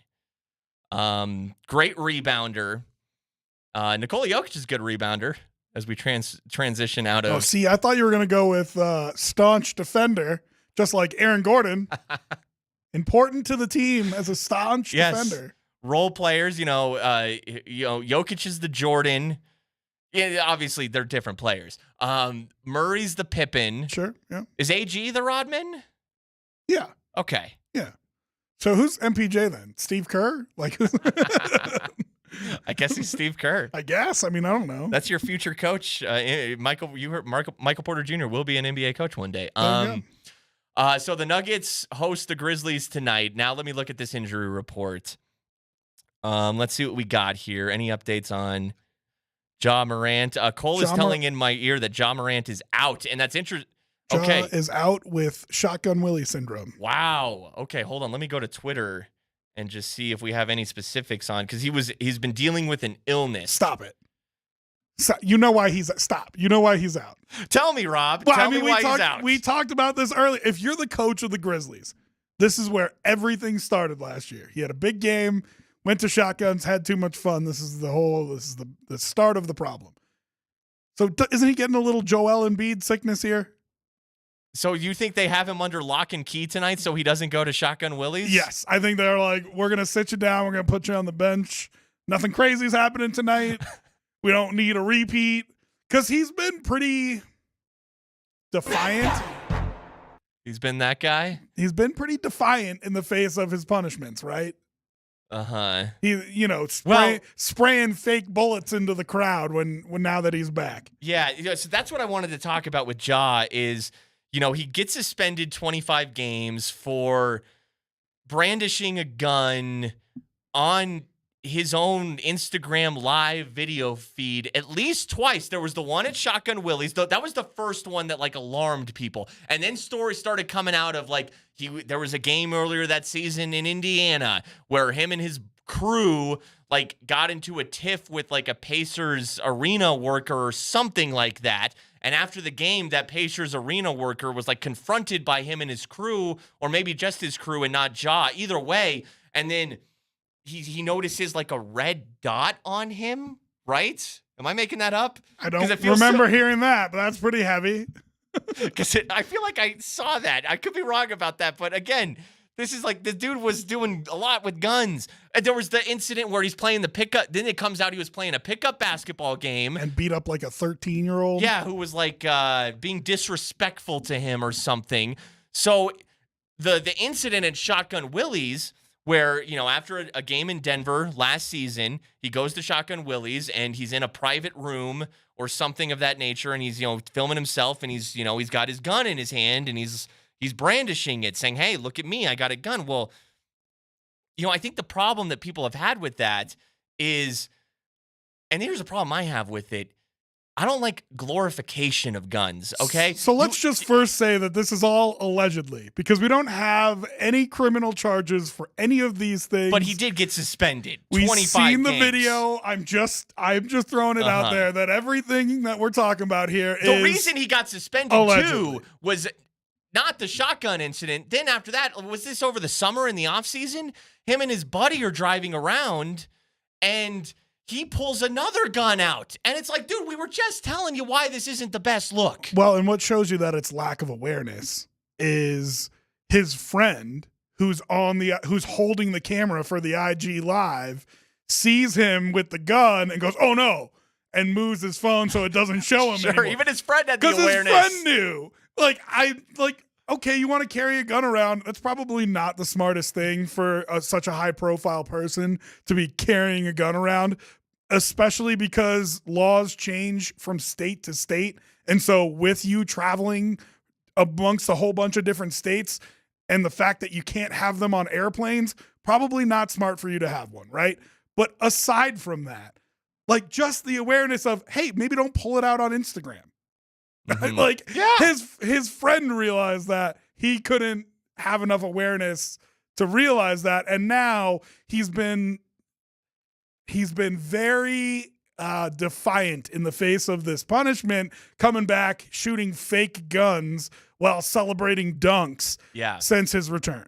Yeah, and so, again, I don't like if you want to. I know conceal carry is a thing. I have no problem with it. Okay, I just these players are role models, whether they like it or not. It is a bad look. Okay, it's the treating it like a toy. Okay, that's what I have an issue with. That's I think why the league suspended him. Did we expect Ja to learn his lesson? Probably not. He's a younger guy too. It's hard sometimes for him and people in that ilk to gain the perspective that you'd hope they gain. Like, it's a suspension, it's a punishment, but it's also we want you to learn and understand and grow and be better. I didn't expect that. And of course, to nobody's surprise, here's his first game back. And the Grizzlies have had a bad start to the season. He comes back. They're on the road, and Ja has a very good game in his first game back, and they get a nice road win over a solid opponent. I can't remember who it was. But in his post-game interview or press conference, he said something like, I keep receipts. Yeah. And my first thought is, dude, this is not that. This is not one of those situations where, like, you were wronged unjustifiably and you need to keep receipts for those who talk smack about you. Right. We were trying to they were trying to teach you something, to learn, to grow. This isn't a receipts thing. Right. So that was my first indication he learned absolutely nothing. And then to see the other night, last night I think, or the other night, either way, to do a celebration of he's shooting guns, it's clear you learned absolutely nothing. But I guess you're allowed to do that. It's those are your hands, so whatever. One of the hardest things I think for immature younger people to learn is that it's not about you. Mm-hmm. And his whole life he has been told it's about him, and it's been about him throughout all of it. AAU, Murray State, and now in Memphis, it's been about him. But this is not about him. This is about, and we say it for the NFL, I don't know what the term is for the NBA, but this is about the Shield, right? This is about the league and the reputation that they want to put forth. And if you continue to go against that reputation, they're going to continue to suspend you. So if you want to say, screw the system, I don't want to be part of it, I'm better than it, I think differently than they think, I don't care, that's fine. What I did wasn't illegal. Yeah, you know what that's going to do? That's going to land you in China playing for $1 million a year. Mm-hmm. That's what that's going to do. Get ready to learn Chinese, buddy. That's what I'm saying. know? So you want to say, oh, the corporate doesn't get to put the pressure on him. Yes, they do. Sure. They're a private company. They can do that if they want to. And if they decide that having him continue to do this is a bad look, I just don't think you want to it's not about you. It's about the whole league. And I don't think you want to make enemies with the entire NBA when they're the ones that give you your money. Real simple. Mm-hmm. That's all you've got to teach this kid. And he still can't seem to get that through his head. And I mean, Gilbert Arenas' play fell way off, but we saw what the end of that career looked like. Is that what you want, Ja? Sure. Is that what you want? Because that's what you're steaming towards right now. If the level of play that you have declines just a little bit, you're going to be a bigger headache than you're worth. He's Rob Trigilio. I am Mark Springer. Ja Morant is out tonight due to an illness. We got our tinfoil caps on. Is this keeping him away from Shotgun Willies? They're just going to, they don't want him doing anything tonight. You're not playing. The tinfoil caps are on. It is Kreckman and Lindahl. It's Altitude Sports Radio.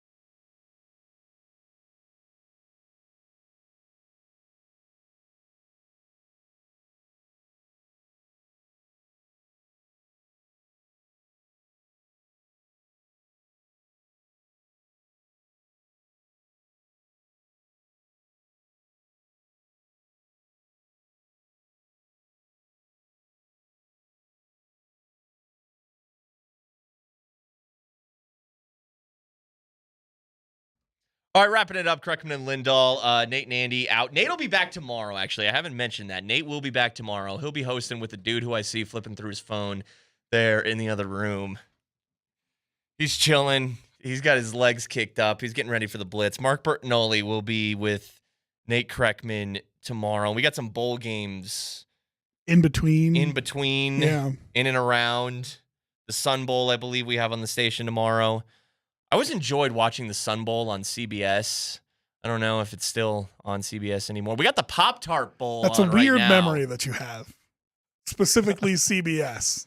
Because, like, I don't know. Like, it was like CBS only got like a couple bowl games, and the Sun Bowl was one of them. What's your favorite non-big bowl? Right? Don't give me any New Year's Six. The Sun Bowl. You know, I can't say it anymore. It probably would have been the Cotton Bowl, played at the Cotton Bowl. Yeah. But now is it played It's in part of- Jerry's World? Yeah, and it's part of the big. It's And part it's part of of the big stuff. the Yeah, it's six, probably the yeah. Cotton Bowl. Okay. Because the Big 12 was associated with it. Like maybe CU would be in it. You know, I'm going back to when they were in the Big 12. Maybe my other team, OU, would have been in the Cotton Bowl. I'd go with the Cotton Bowl. Not the Pop-Tart Bowl. Not the See, Beef now O'Brady's it's Bowl. changed. There didn't used to be a Pop-Tart Bowl. Is this a replacement of the Cheez-It Bowl? This is the one that Russell Wilson's watching tonight. I have no idea if this Okay. is replacing the Cheez-It But, Bowl like, or not. there never used to be the Pop-Tarts Bowl and the Cheez-Its Bowl, but now there is. What was your favorite Pop-Tart as a kid? Everybody's got a favorite Pop-Tart as a kid, right? Yeah, I was down with any Pop-Tart. I'd eat them, but I didn't like the chocolate ones. I like the ones like whether it's strawberry, blueberry, like I want that synthetically created. Yeah, well, I was going to say, goo. what's the difference? What's the difference? No, do you know what? I like the brown sugar ones. And I Okay. think it's for that reason, right? Because it was probably actually brown sugar in there and not the, fake. Oh no, see, I'm fine with the Fruit fake paste. stuff. I'm fine with the fake fruit paste. I have no problem with the fake fruit paste. Yeah, for the chocolate ones, like it just felt like I was eating a candy bar for breakfast, which, like, believe it or not, I didn't like that. All right. Okay. Like I did want something that tasted a little more not like pure chocolate. How many of them do you not know who the sponsor is? Because I feel like that's really wild, right? Like the San Diego County Credit Union Poinsettia Bowl, right? Or the beef. I had to look it up because I was like, there's no way Beef O'Brady's is a real thing. That's the one I go to all the time. The Beef O'Brady's Bowl. Heard of Beef O'Brady's. I don't think I've mean, ever had it. apparently I think that's gotta enough- be like a Southern thing, I think. I think it's like a Southern restaurant. But I'm just saying, it's one of those things where you get these random sponsors of these bowl games, and it's like, I don't know. At least Pop-Tarts, I know what they are. Mm-hmm. Berto was telling me that like the trophy for the Pop-Tarts Bowl is like a Pop-Tart. Berto, come in here. Yeah, get in here, man. Or no, you're good. We got a couple seconds left. You're good. Sit back down. Because like the Duke's Mayo Bowl, don't they pour mayo? Yeah, they poured mayonnaise on the whoever winning won it coach? yesterday got mayonnaise poured on. Listen, him. man, I know you get to hang out with Berto all the time. The last time I hung out with Berto was because the Nuggets were world champions. So maybe I just wanted to say hi to Berto. All right? Yeah, no, and he said that like the trophy is like a Pop-Tart, but there's also like Pop-Tarts on the side of the trophy that you can like pull off and eat. There's edible Pop-Tarts Yes. on the trophy. Yes. They were chugging mayo the other night for the Duke's Classic Mayo Bowl. So it would make sense if it was edible Pop-Tarts on the trophy. But then what do you West Virginia won. Their coach got mayonnaise poured on him. But then do you just constantly over the years, like, because you've got that trophy clearly in your football trophy case because you're psyched that you are Pop-Tart Bowl champion. So then do you have to like go through every like year and replace the Pop-Tart that's attached to the Pop-Tart Trophy Bowl in your trophy case? Yeah. Oh no, the Cotton Bowl is not part of the New Year's 6? No, it is not. It is tomorrow night, the Cotton Bowl Classic at AT&T Stadium in Arlington. No, but I think it is still part of the New Year's 6. It's just and see, I'm from the era where like I have the big four. Okay, not anymore. Orange, sugar, Fiesta, Rose. Nope. And then they added peach and cotton. Boo. So it's the New Year's 6, and I think those are going to be the hosts for your 12-team playoff next year, right? Okay. Each of those six bowl games are going to host the first round of playoff games. So tomorrow night, the Goodyear Cotton Bowl Classic at Jerry's World, Ohio State and Missouri. That'll be a pretty good game. And then the Tony the Tiger Sun Bowl. It's no longer the Sun Bowl. It's the Tony the Tiger Sun Bowl. I mean, it will be on CBS at noon. Why did you know that that's on CBS? It's like it's the one game bowl game that they got, and like midday. So like you're on winter break from school, right? And you're just home during the day. I guess that was the Outback Bowl for me. I remember Jadeveon Clowney killing a Michigan running back in that game. That would have been like your maybe New Year's Eve or New Year's Day, you're like 9 or 10 a.m. bowl game. Yeah. With like some SEC teams or something like that. Yeah, and everybody's trying to get a free bloomin' onion or whatever. Yeah, the Outback Bowl was always a lot of fun like that. So there you go. Bowl talk. We did it. We did it. Hey, thanks for having me, man. Dude, that was a really fun show. I appreciate you. He's Rob Trigilio. I'm Mark Springer. We got the Blitz coming up next. We got Nuggets and the Grizzlies, sans Ja Morant. Obviously, no Aaron Gordon for the Nuggets. Coming up pregame at 6:30. Cole Smith doing a great job producing this show today. Absolutely crushed it. Thank you to everybody who listened, who texted in, who got the trivia question right, where the answer was North Korea. You guys are great. We'll talk to you tomorrow. Nate Kreckman, Mark Bertinoli will be back on this show. Good night, everybody.